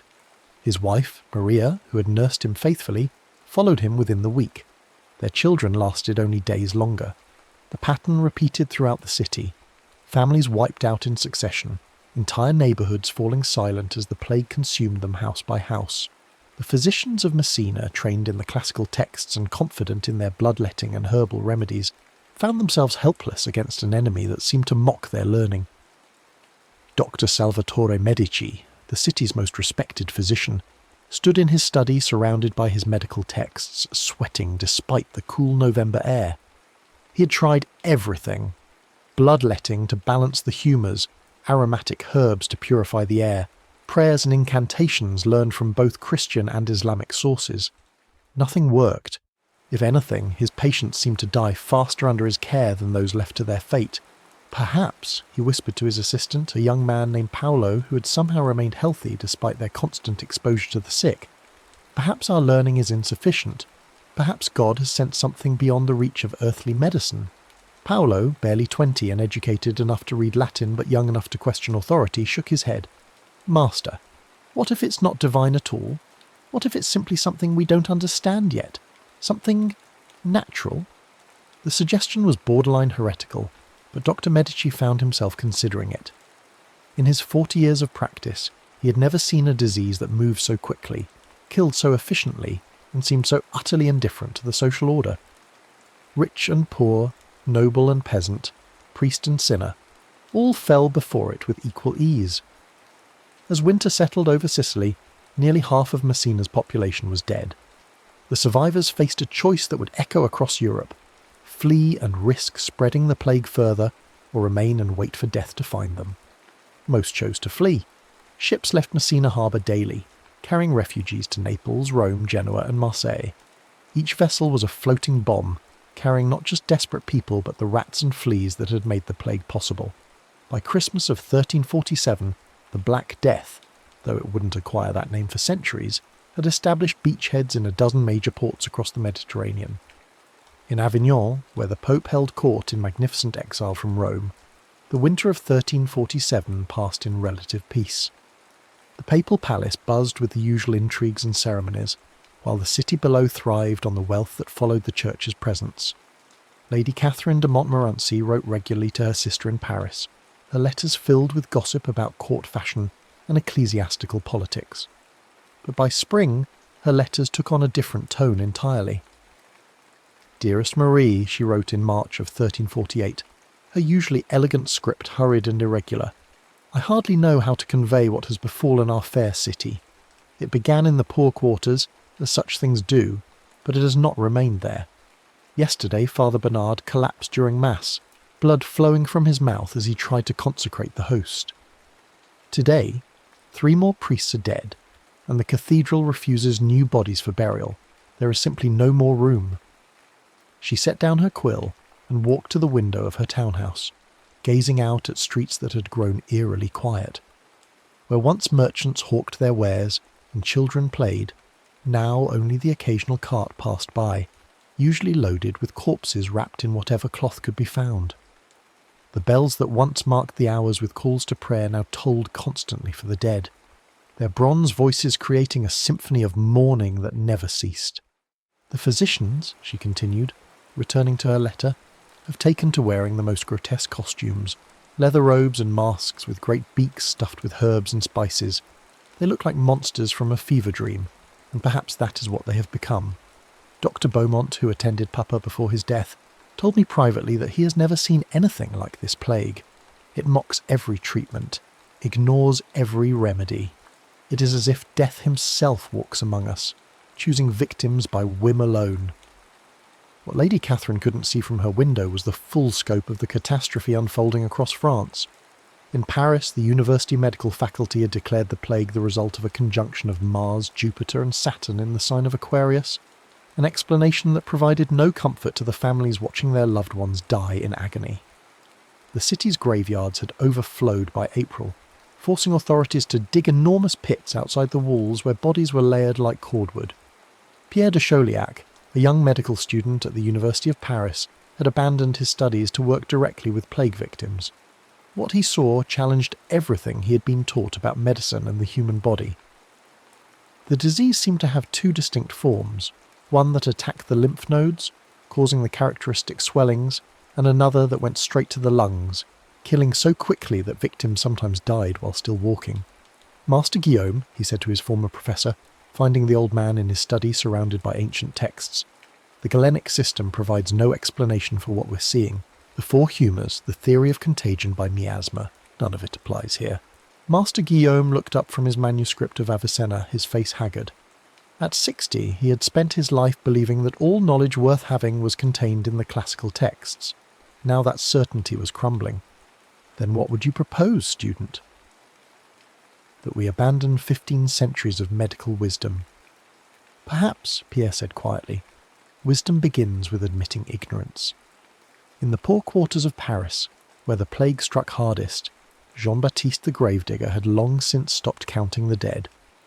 At first, he had tried to maintain the proper rituals, individual graves, prayers for each soul, careful record-keeping for grieving families.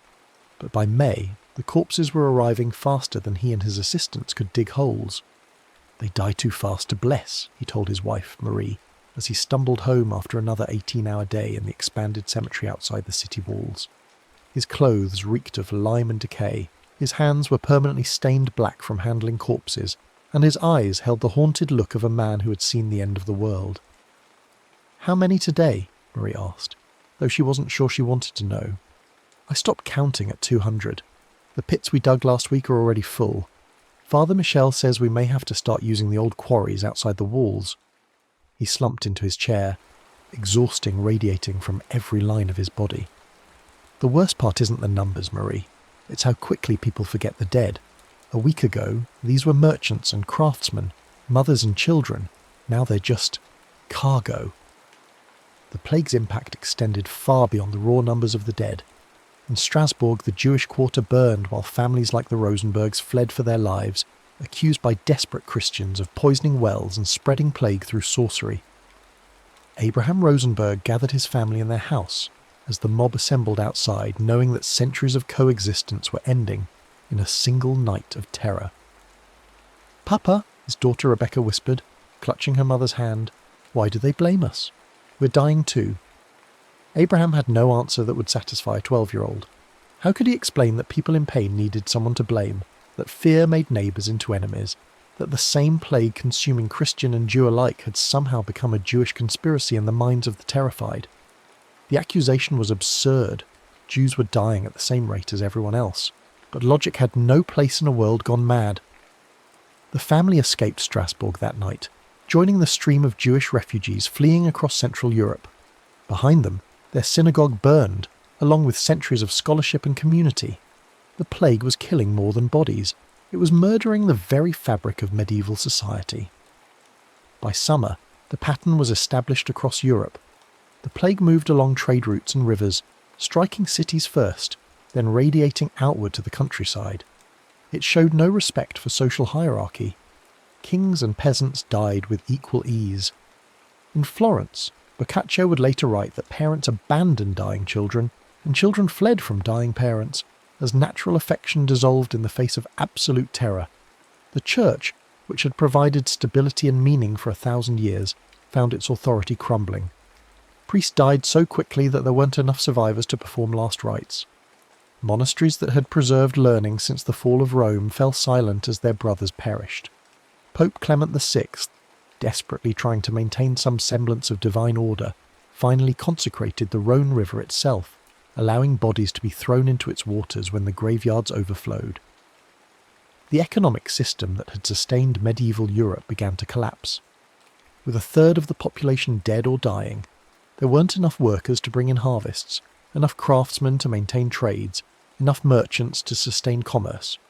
Prices fluctuated wildly as supply and demand lost all predictability. Money became worthless when there was nothing left to buy and no one left to sell it. Yet even as the old world died, seeds of something new were being planted. In the devastated countryside of England, where entire villages stood empty and manor lords had no serfs to work their land, surviving peasants began to realise they possessed something previously unimaginable: bargaining power. Thomas of Wycliffe, a serf who had worked the same strip of land his entire life, stood in his lord's manor hall in the autumn of 1349, hat in hand but back straight. Sir William de Montfort, who had lost 2/3 of his peasants to the plague, sat behind his oak table trying to project an authority he no longer truly possessed. "I'll need twice the wages," Thomas said simply, "and Sundays free for my own work." "You forget yourself, serf," Sir William replied, but his voice lacked conviction. "You are bound to this land by law and custom." "Begging your pardon, my lord, but law and custom are dead in the fields along with everything else. You need workers, and there aren't enough of us left to work for the old terms." Thomas's voice was respectful but firm. "The manor across the valley is offering 3 times what you pay plus a cottage of my own." Sir William stared at the peasant, realising he was witnessing the death of feudalism. The plague had accomplished what centuries of peasant revolts had failed to achieve. It had made ordinary labourers indispensable. The ancient bonds of serfdom were dissolving not through revolution but through simple economics. There were too few workers left to maintain the old system of obligation and service. "Very well," Sir William said finally, "but I want your oath that you'll remain through the harvest." Thomas nodded, understanding that both men were improvising the rules of a new world. Behind him, outside the manor walls, fields stretched empty toward the horizon, dotted with the ruins of abandoned villages and the graves of a vanished way of life. In the monasteries that still functioned, a different kind of crisis was unfolding. Brother Francis of Assisi, named for the saint, though he possessed none of his namesake's cheerful faith, knelt before the altar of his monastery church, struggling with questions that threatened the foundation of his beliefs. Around him, the abbey that had housed 200 brothers now sheltered fewer than 30. The library, once the pride of their order, stood largely empty, as the monks who had copied and preserved manuscripts for generations lay buried in the cloister cemetery. "Why," he whispered to the crucifix above the altar, "why have you abandoned your faithful servants? Why do the innocent suffer while—" He couldn't finish the thought. While what? While the guilty lived. But he'd seen enough to know that the plague recognised no moral distinctions. Saints and sinners died with equal ease. Brother Francis had spent 20 years believing that God's will was ultimately just, that suffering served some divine purpose, that faith would be rewarded and wickedness punished. The plague had shattered those certainties. He had watched holy men die in agony while thieves and prostitutes survived. He had seen children, innocent of any sin, consumed by fever and pain. If this was God's plan, then God was either powerless or cruel, both possibilities too terrible to accept. The crisis of faith extended far beyond individual monks. Across Europe, the Church's carefully constructed theology was crumbling under the weight of inexplicable suffering. If the plague was punishment for sin, why did it kill indiscriminately? If it was a test of faith, why did the most devout suffer worst? If it was part of God's mysterious plan, what kind of deity would orchestrate such horror? Into this spiritual vacuum stepped the flagellants, bands of religious zealots who roamed from town to town, publicly whipping themselves in elaborate rituals of penance. They believed that by taking suffering upon themselves, they could atone for humanity's sins and end the plague. Their processions attracted thousands of followers, desperate for any action that might appease divine wrath. Brother Marcus, a former Benedictine who had joined the flagellants after watching his entire monastery die, led one such group through the towns of Bavaria. His back was cross-hatched with scars from months of ritual whipping, and his eyes held the fervour of a man who had found certainty in pain. "Repent," he cried to the crowds that gathered in village squares. "God's anger burns like fire, and only our blood can quench it. We have lived in sin and luxury while the poor suffered. Now the Lord calls us to account." The crowd watched in fascination and horror as Brother Marcus and his followers stripped to the waist and began their ritual. The crack of leather on flesh, the chanted prayers, the blood flowing freely. It was medieval theatre at its most intense, offering both spectacle and the hope of salvation through shared suffering. But even the flagellants couldn't ignore the evidence of their senses. Towns they had purified through penance continued to die. The plague showed no more mercy to the penitent than to the proud. Gradually the movement began to fragment as followers realised that self-torture was no more effective than any other remedy. In England, where the plague arrived in the summer of 1348, the social transformation was particularly dramatic. The island's feudal system, more rigid than most of continental Europe, shattered completely under the plague's impact. Villages that had existed since Saxon times simply vanished as their entire populations died. Ancient family lines that had held land for centuries ended with the generation. Margaret of Wessex, who had married into minor nobility and spent her life managing a manor household, found herself transformed into something unprecedented, a female landowner with real power.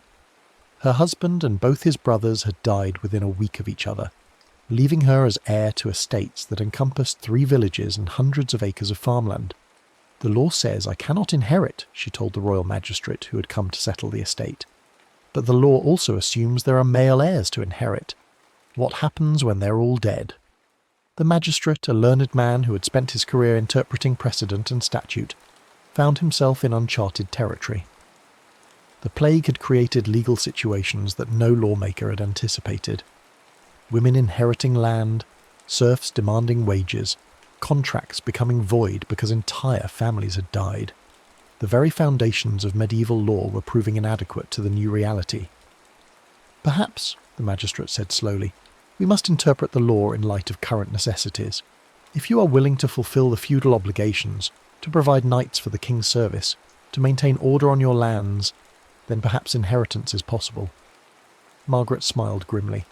"I have no knights left to provide, but I can offer something more valuable, crops that will actually be harvested, because I'm willing to pay workers what they're worth." The conversation illustrated a fundamental shift occurring across Europe.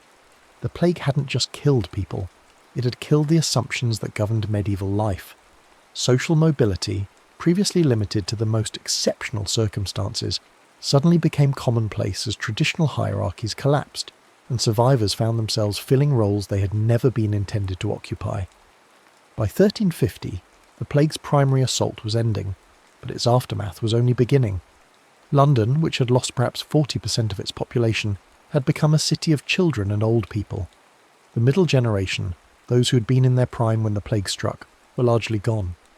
10-year-old William Ashford wandered through streets he no longer recognised, scavenging for food among abandoned houses and trying to make sense of a world where all the adults had vanished. His parents had died in the summer of 1349, along with his 2 older brothers and his baby sister. For months he had survived by joining loose confederations of orphan children, moving from house to house, taking what they needed from the dead. It was a life that would have been unimaginable before the plague, children roaming freely through a great city, with no adult authority to constrain them. "There's bread in the baker's house on Milk Street," announced Sarah, a girl of perhaps 12 who had become the informal leader of their group, "and the door's still barred so no one else has been there." The children had developed their own ethics for survival. They took food from the dead but left valuables untouched. They avoided houses where bodies still lay unburied, understanding instinctively that decay brought danger.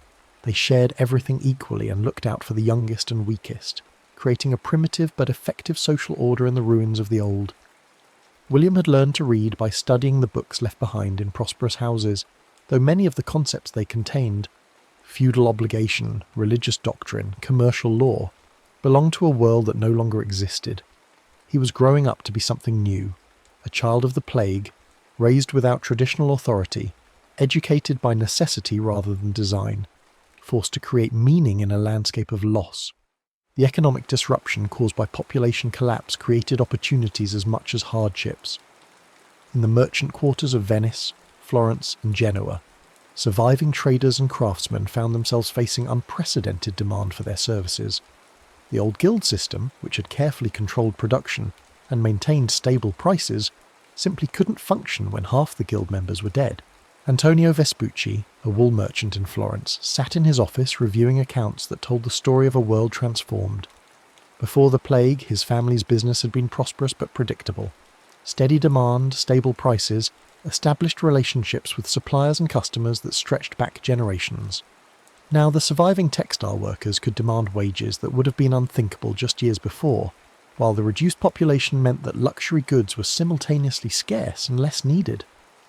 "We're rich and poor at the same time," he told his son, one of the few young men to survive in their family. "Rich because we control resources that others need desperately.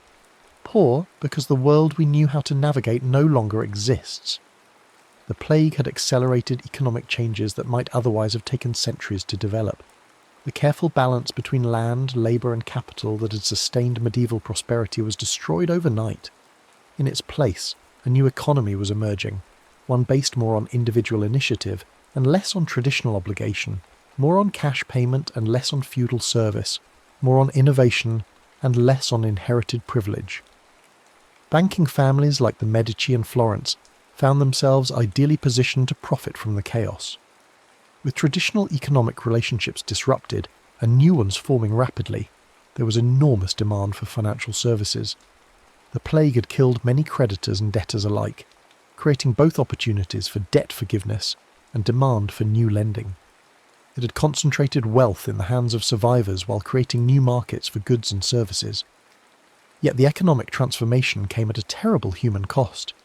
In the countryside, where population loss was often even more severe than in cities, entire regions reverted to wilderness. Farmland that had been cultivated for centuries grew wild as villages emptied and manor houses fell silent. The careful agricultural systems that had sustained Europe's population growth during the High Middle Ages simply collapsed in many areas. Brother Thomas, one of the few surviving monks at the Abbey of Saint-Denis, spent his days walking through abandoned villages, trying to document what had been lost. His Latin chronicles, written by candlelight in a nearly empty monastery, preserved the memory of communities that had vanished completely. The village of Petit Moulin, which in my youth housed 40 families, now stands empty, he wrote. The church roof has fallen in, and wolves den in the nave where children once received communion. Of all the souls who lived there, none remain save old Marguerite, who refuses to leave her cottage though it stands alone in the wilderness. These chronicles, penned by surviving clergy across Europe, became some of the most important historical documents of the age. The monks wrote not just about death and destruction, but about the transformation they witnessed, how survivors adapted, how new communities formed, how the very concept of authority changed when traditional leaders were gone. Brother Thomas documented the rise of what he called new men, peasants who had become landowners, women who had taken over trades, children who had been forced to become adults overnight. He wrote about the breakdown of Latin as the universal language of learning, as local vernaculars became more important for practical communication. He recorded the decline of monasticism as a social institution, as young men chose marriage and trades over religious vows. Most importantly, he chronicled the birth of a new kind of skepticism. The plague had demonstrated that traditional authorities, religious, medical, and political, were powerless against forces they didn't understand. This realization was creating a generation that questioned everything, that demanded practical results rather than theoretical explanations, that valued what worked over what was traditionally accepted.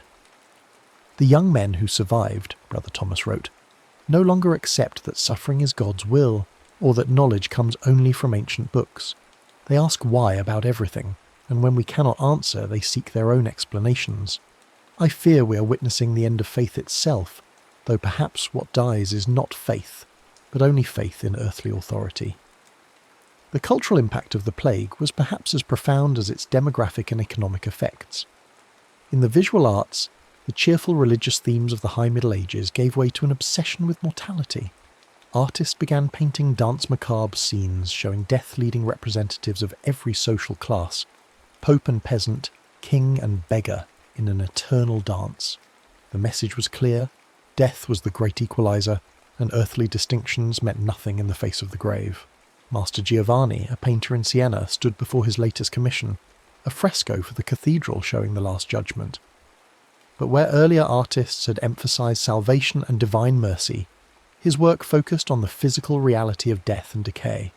Skeletons danced through his painted scenes, and even his angels seemed touched by melancholy. People want to see death represented honestly now, he explained to his apprentice, mixing pigments for another skull. Before the plague, we could pretend that death was distant, abstract, something that happened to others. Now everyone has seen bodies in the streets, has smelled decay, has watched loved ones die in agony. Art that ignores that reality seems like a pleasant lie. The apprentice, barely 16 but already a survivor of plague, nodded understanding. Master, will people ever want beauty again? Will they ever commission scenes of joy and celebration? Master Giovanni paused in his work, considering the question. Perhaps, but joy will mean something different now. It will be the joy of survivors, deeper and more precious because it exists in the shadow of loss, and celebration will be more intense because we know how quickly it can end. Literature too was transformed by the plague experience. Writers like Boccaccio in Italy and Langland in England began creating works that dealt directly with social upheaval and moral crisis. The old epic traditions, stories of noble knights and courtly love, seemed irrelevant to people who had watched civilization collapse and rebuild itself.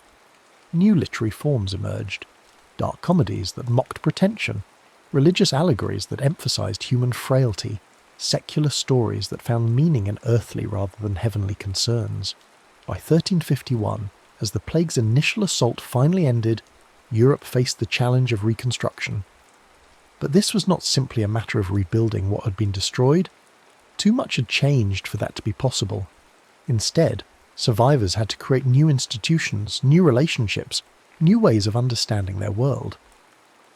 In England, King Edward III faced a crisis that no monarch had ever confronted. A kingdom where traditional authority had collapsed and needed to be rebuilt from the ground up.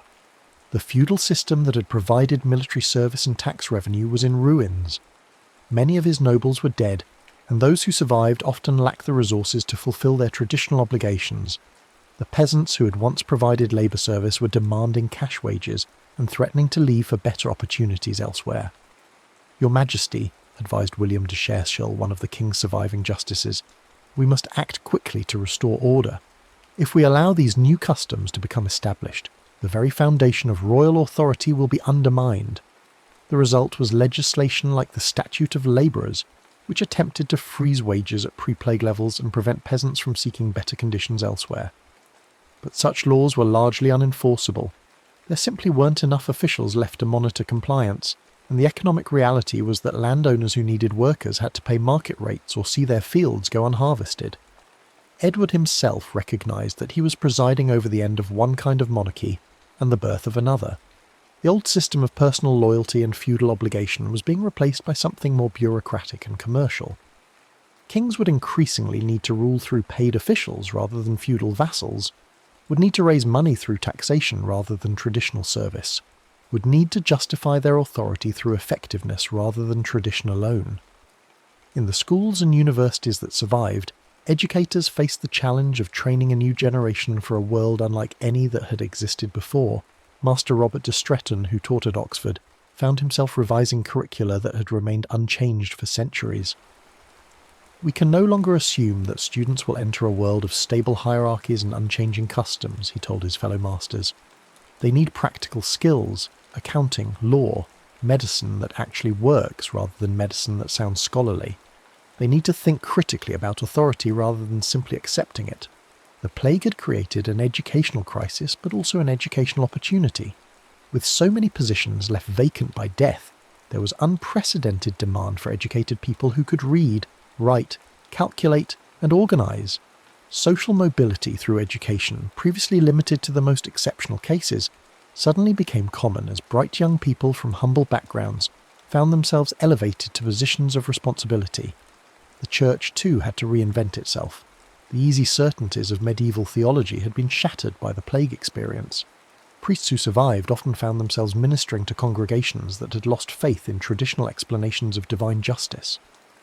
The official church response, that the plague was God's punishment for sin, rang hollow to people who had watched innocent children die, while corrupt officials survived. Father Michael of Hereford, one of the few parish priests to survive in his district, struggled to address his reduced congregation's crisis of faith. His church, which had once housed 200 families, now served fewer than 30. The elaborate ritual calendar that had structured medieval religious life seemed inadequate to people who had experienced such immediate and personal tragedy. "God's ways are mysterious," he began his sermon, then stopped, seeing the sceptical faces before him. These were not the trusting parishioners of his youth, who had accepted religious authority without question. These were survivors who had seen too much to accept easy platitudes. "Father," interrupted Agnes the baker, one of the few women left in the village, "my 3 children died while the corrupt tax collector lived. Where was God's justice then?" Father Michael had no answer that would satisfy her, and he knew it. The traditional theology of divine punishment and reward had been proven inadequate by the plague's indiscriminate killing. He was being forced to develop a new kind of Christianity, one that acknowledged suffering without explaining it away, that offered comfort without false promises, that found meaning in survival rather than just salvation. "Perhaps," he said finally, "our task is not to understand God's will, but to serve each other in spite of our ignorance. Perhaps faith means continuing to love and hope when we cannot comprehend why such terrible things happen." It was a humbler theology than medieval Christianity had traditionally offered, but it was one that resonated with people who had been humbled by experience. The church that emerged from the plague would be less confident in its explanations, but more focused on practical charity, less concerned with abstract doctrine, but more engaged with immediate human needs. As the 1350s progressed, the shape of the new Europe began to emerge more clearly. In the countryside, the manor system was giving way to cash-rent relationships between landowners and farmers. Many serfs had simply walked away from their traditional obligations, knowing that labour shortages made them too valuable to pursue. Others had negotiated formal freedom in exchange for guaranteed service during critical seasons like harvest. Alice Carpenter, who had been bound to Lord Geoffrey's manor since birth, found herself signing a written contract that would have been unthinkable before the plague. She would pay 12 shillings per year for her cottage and garden plot, work 30 days during harvest season for agreed wages, and otherwise be free to pursue her own livelihood. It was the birth of a new kind of rural economy, based on mutual benefit rather than inherited obligation. "My grandmother would not recognise this world," she told her daughter as they walked home from the manor house. "In her time, a serf's word was nothing against a lord's command. Now Lord Geoffrey negotiates with us as if we were equals." Her daughter, born just after the plague, had no memory of the old system. To her, it seemed natural that workers should be paid for their labour, that families should be able to move if they found better opportunities elsewhere, that respect should be earned rather than commanded by birth. She was growing up to be a different kind of person than her ancestors, more independent, more questioning, more confident in her own worth. In the cities, the breakdown of guild restrictions had accelerated technological and commercial innovation. With traditional apprenticeship systems disrupted and demand for goods exceeding the capacity of established craftsmen, entrepreneurs began experimenting with new methods of production and organisation. Marco Corte, a Venetian merchant who had survived the plague by fleeing to a country estate, returned to find Venice's commercial landscape completely transformed. Old trading partnerships had dissolved with the death of partners, new routes had opened as traditional suppliers disappeared, and there was unprecedented opportunity for innovation in both products and methods. Before the plague, he explained to his son, commerce was about maintaining relationships built over generations. Your grandfather traded with the same families in Constantinople that his grandfather had known. Success came from stability and trust built over time. He gestured toward the bustling harbour, where ships were loading and unloading goods from across the known world. Now, success comes from adaptation and speed. The old networks are gone. We must build new ones constantly, must be ready to change direction when opportunities arise, must compete on merit rather than inherited connections. The plague had inadvertently created conditions that would foster the development of capitalism. With traditional economic relationships disrupted, market forces operated more freely. Competition increased as guild restrictions weakened. Innovation accelerated as old methods proved inadequate to new circumstances. Capital became more mobile as inheritance patterns changed and new wealth accumulated in the hands of survivors. The intellectual transformation was equally profound. In the universities that continued to function, scholars began questioning fundamental assumptions that had gone unchallenged for centuries. The failure of traditional medicine during the plague had discredited not just specific remedies, but the entire theoretical framework of medieval learning. Master William of Ockham, teaching at the University of Paris, found himself developing new approaches to natural philosophy that emphasized observation over authority, experiment over tradition, practical results over theoretical elegance. His students, many of them plague survivors, were naturally sceptical of claims that couldn't be demonstrated. The ancients were wise, he told his students, but they were not infallible. Aristotle never saw the plague. Galen never treated plague victims. We must learn from their methods, careful observation, logical reasoning, but we cannot simply accept their conclusions. This approach would eventually contribute to the scientific revolution, though that development lay centuries in the future. More immediately, it began to change how people thought about authority and knowledge. The plague had demonstrated that traditional sources of wisdom, religious doctrine, classical texts, established custom, could be completely wrong about fundamental questions of life and death. The political implications of this intellectual shift were enormous. If traditional authorities could be wrong about medicine and natural philosophy, why should they be trusted about law and governance? If inherited wisdom could prove inadequate to new challenges, why should political power be inherited rather than earned? These questions wouldn't produce immediate revolution, but they planted seeds of doubt that would eventually flower into new concepts of legitimate authority. By the mid-1350s, the demographic impact of the plague was becoming clear. Europe's population had fallen by at least 1/3, and in some regions by half or more. This wasn't just a temporary crisis that could be solved by rebuilding. It was a fundamental transformation that would shape European development for centuries. The population decline had multiple cascading effects. Agricultural production fell not just because there were fewer workers, but because vast areas of marginal farmland were abandoned entirely. Many villages disappeared completely, their inhabitants either dead or relocated to more viable communities. The carefully balanced agricultural systems that had sustained medieval population growth simply collapsed in many regions. Yet the survivors often lived better than their ancestors had.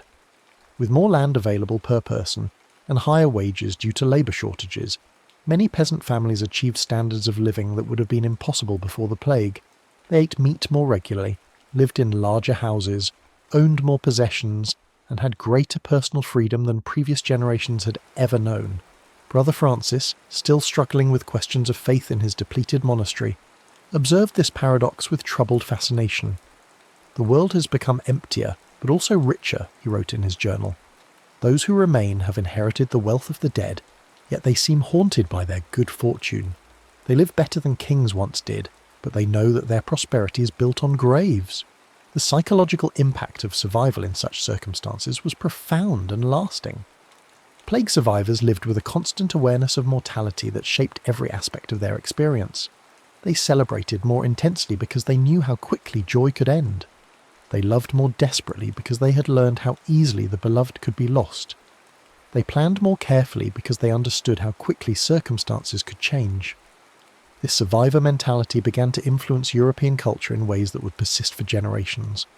Art became more realistic and emotionally intense. Literature focused more on individual psychology and less on abstract ideals. Music developed new forms that expressed complex emotional states. Philosophy shifted from grand systematic thinking toward more modest, practical concerns. The plague had also accelerated the decline of Latin as the universal language of educated Europeans.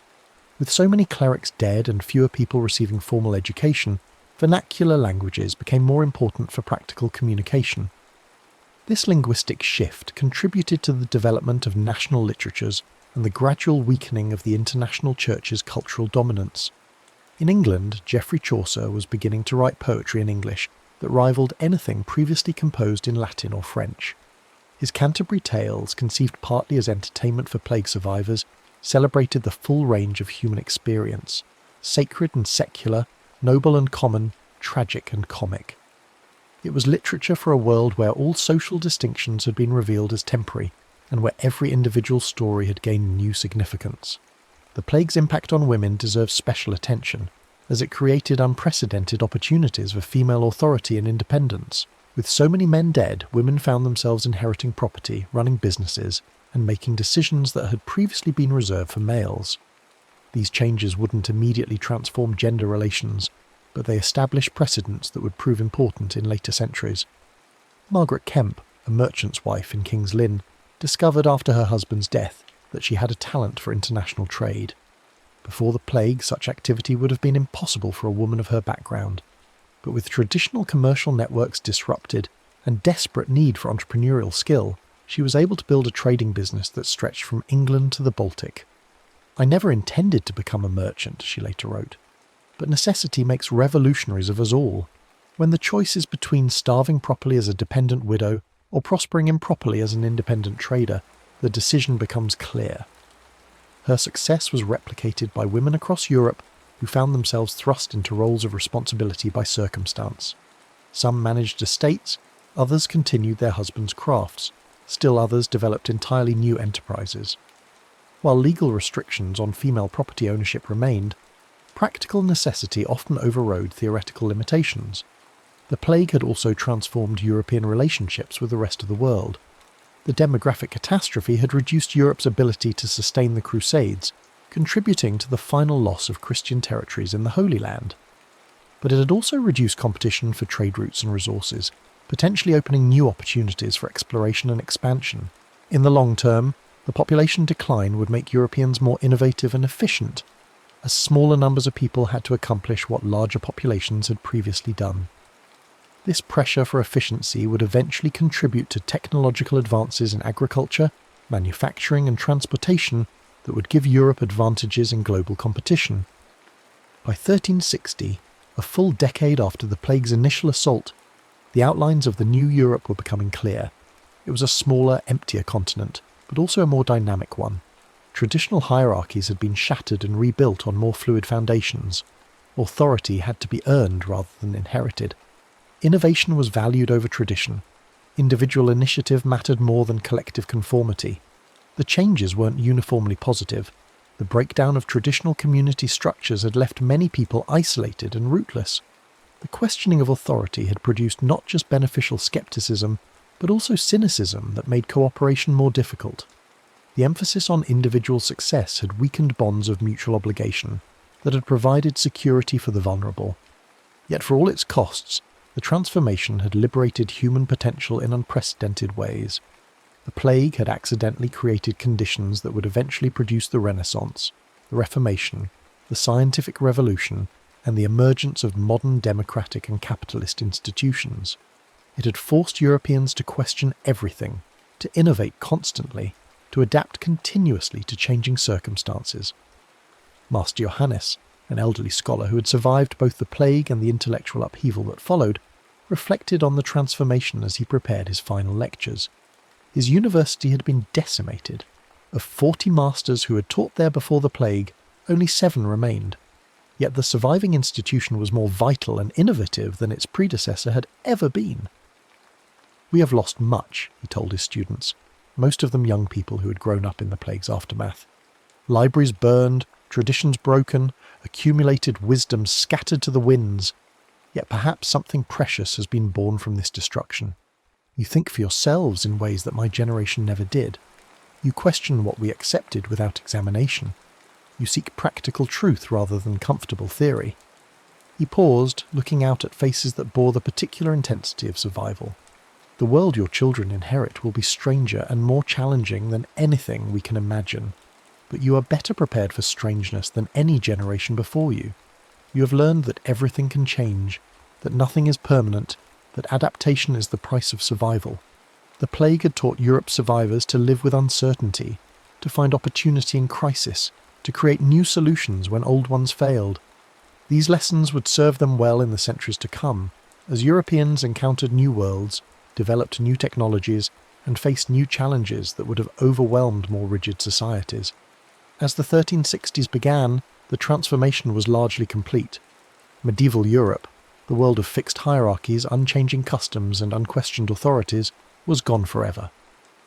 In its place stood something unprecedented, a civilization that had learned to thrive on change, to find strength in diversity, to discover opportunity in destruction.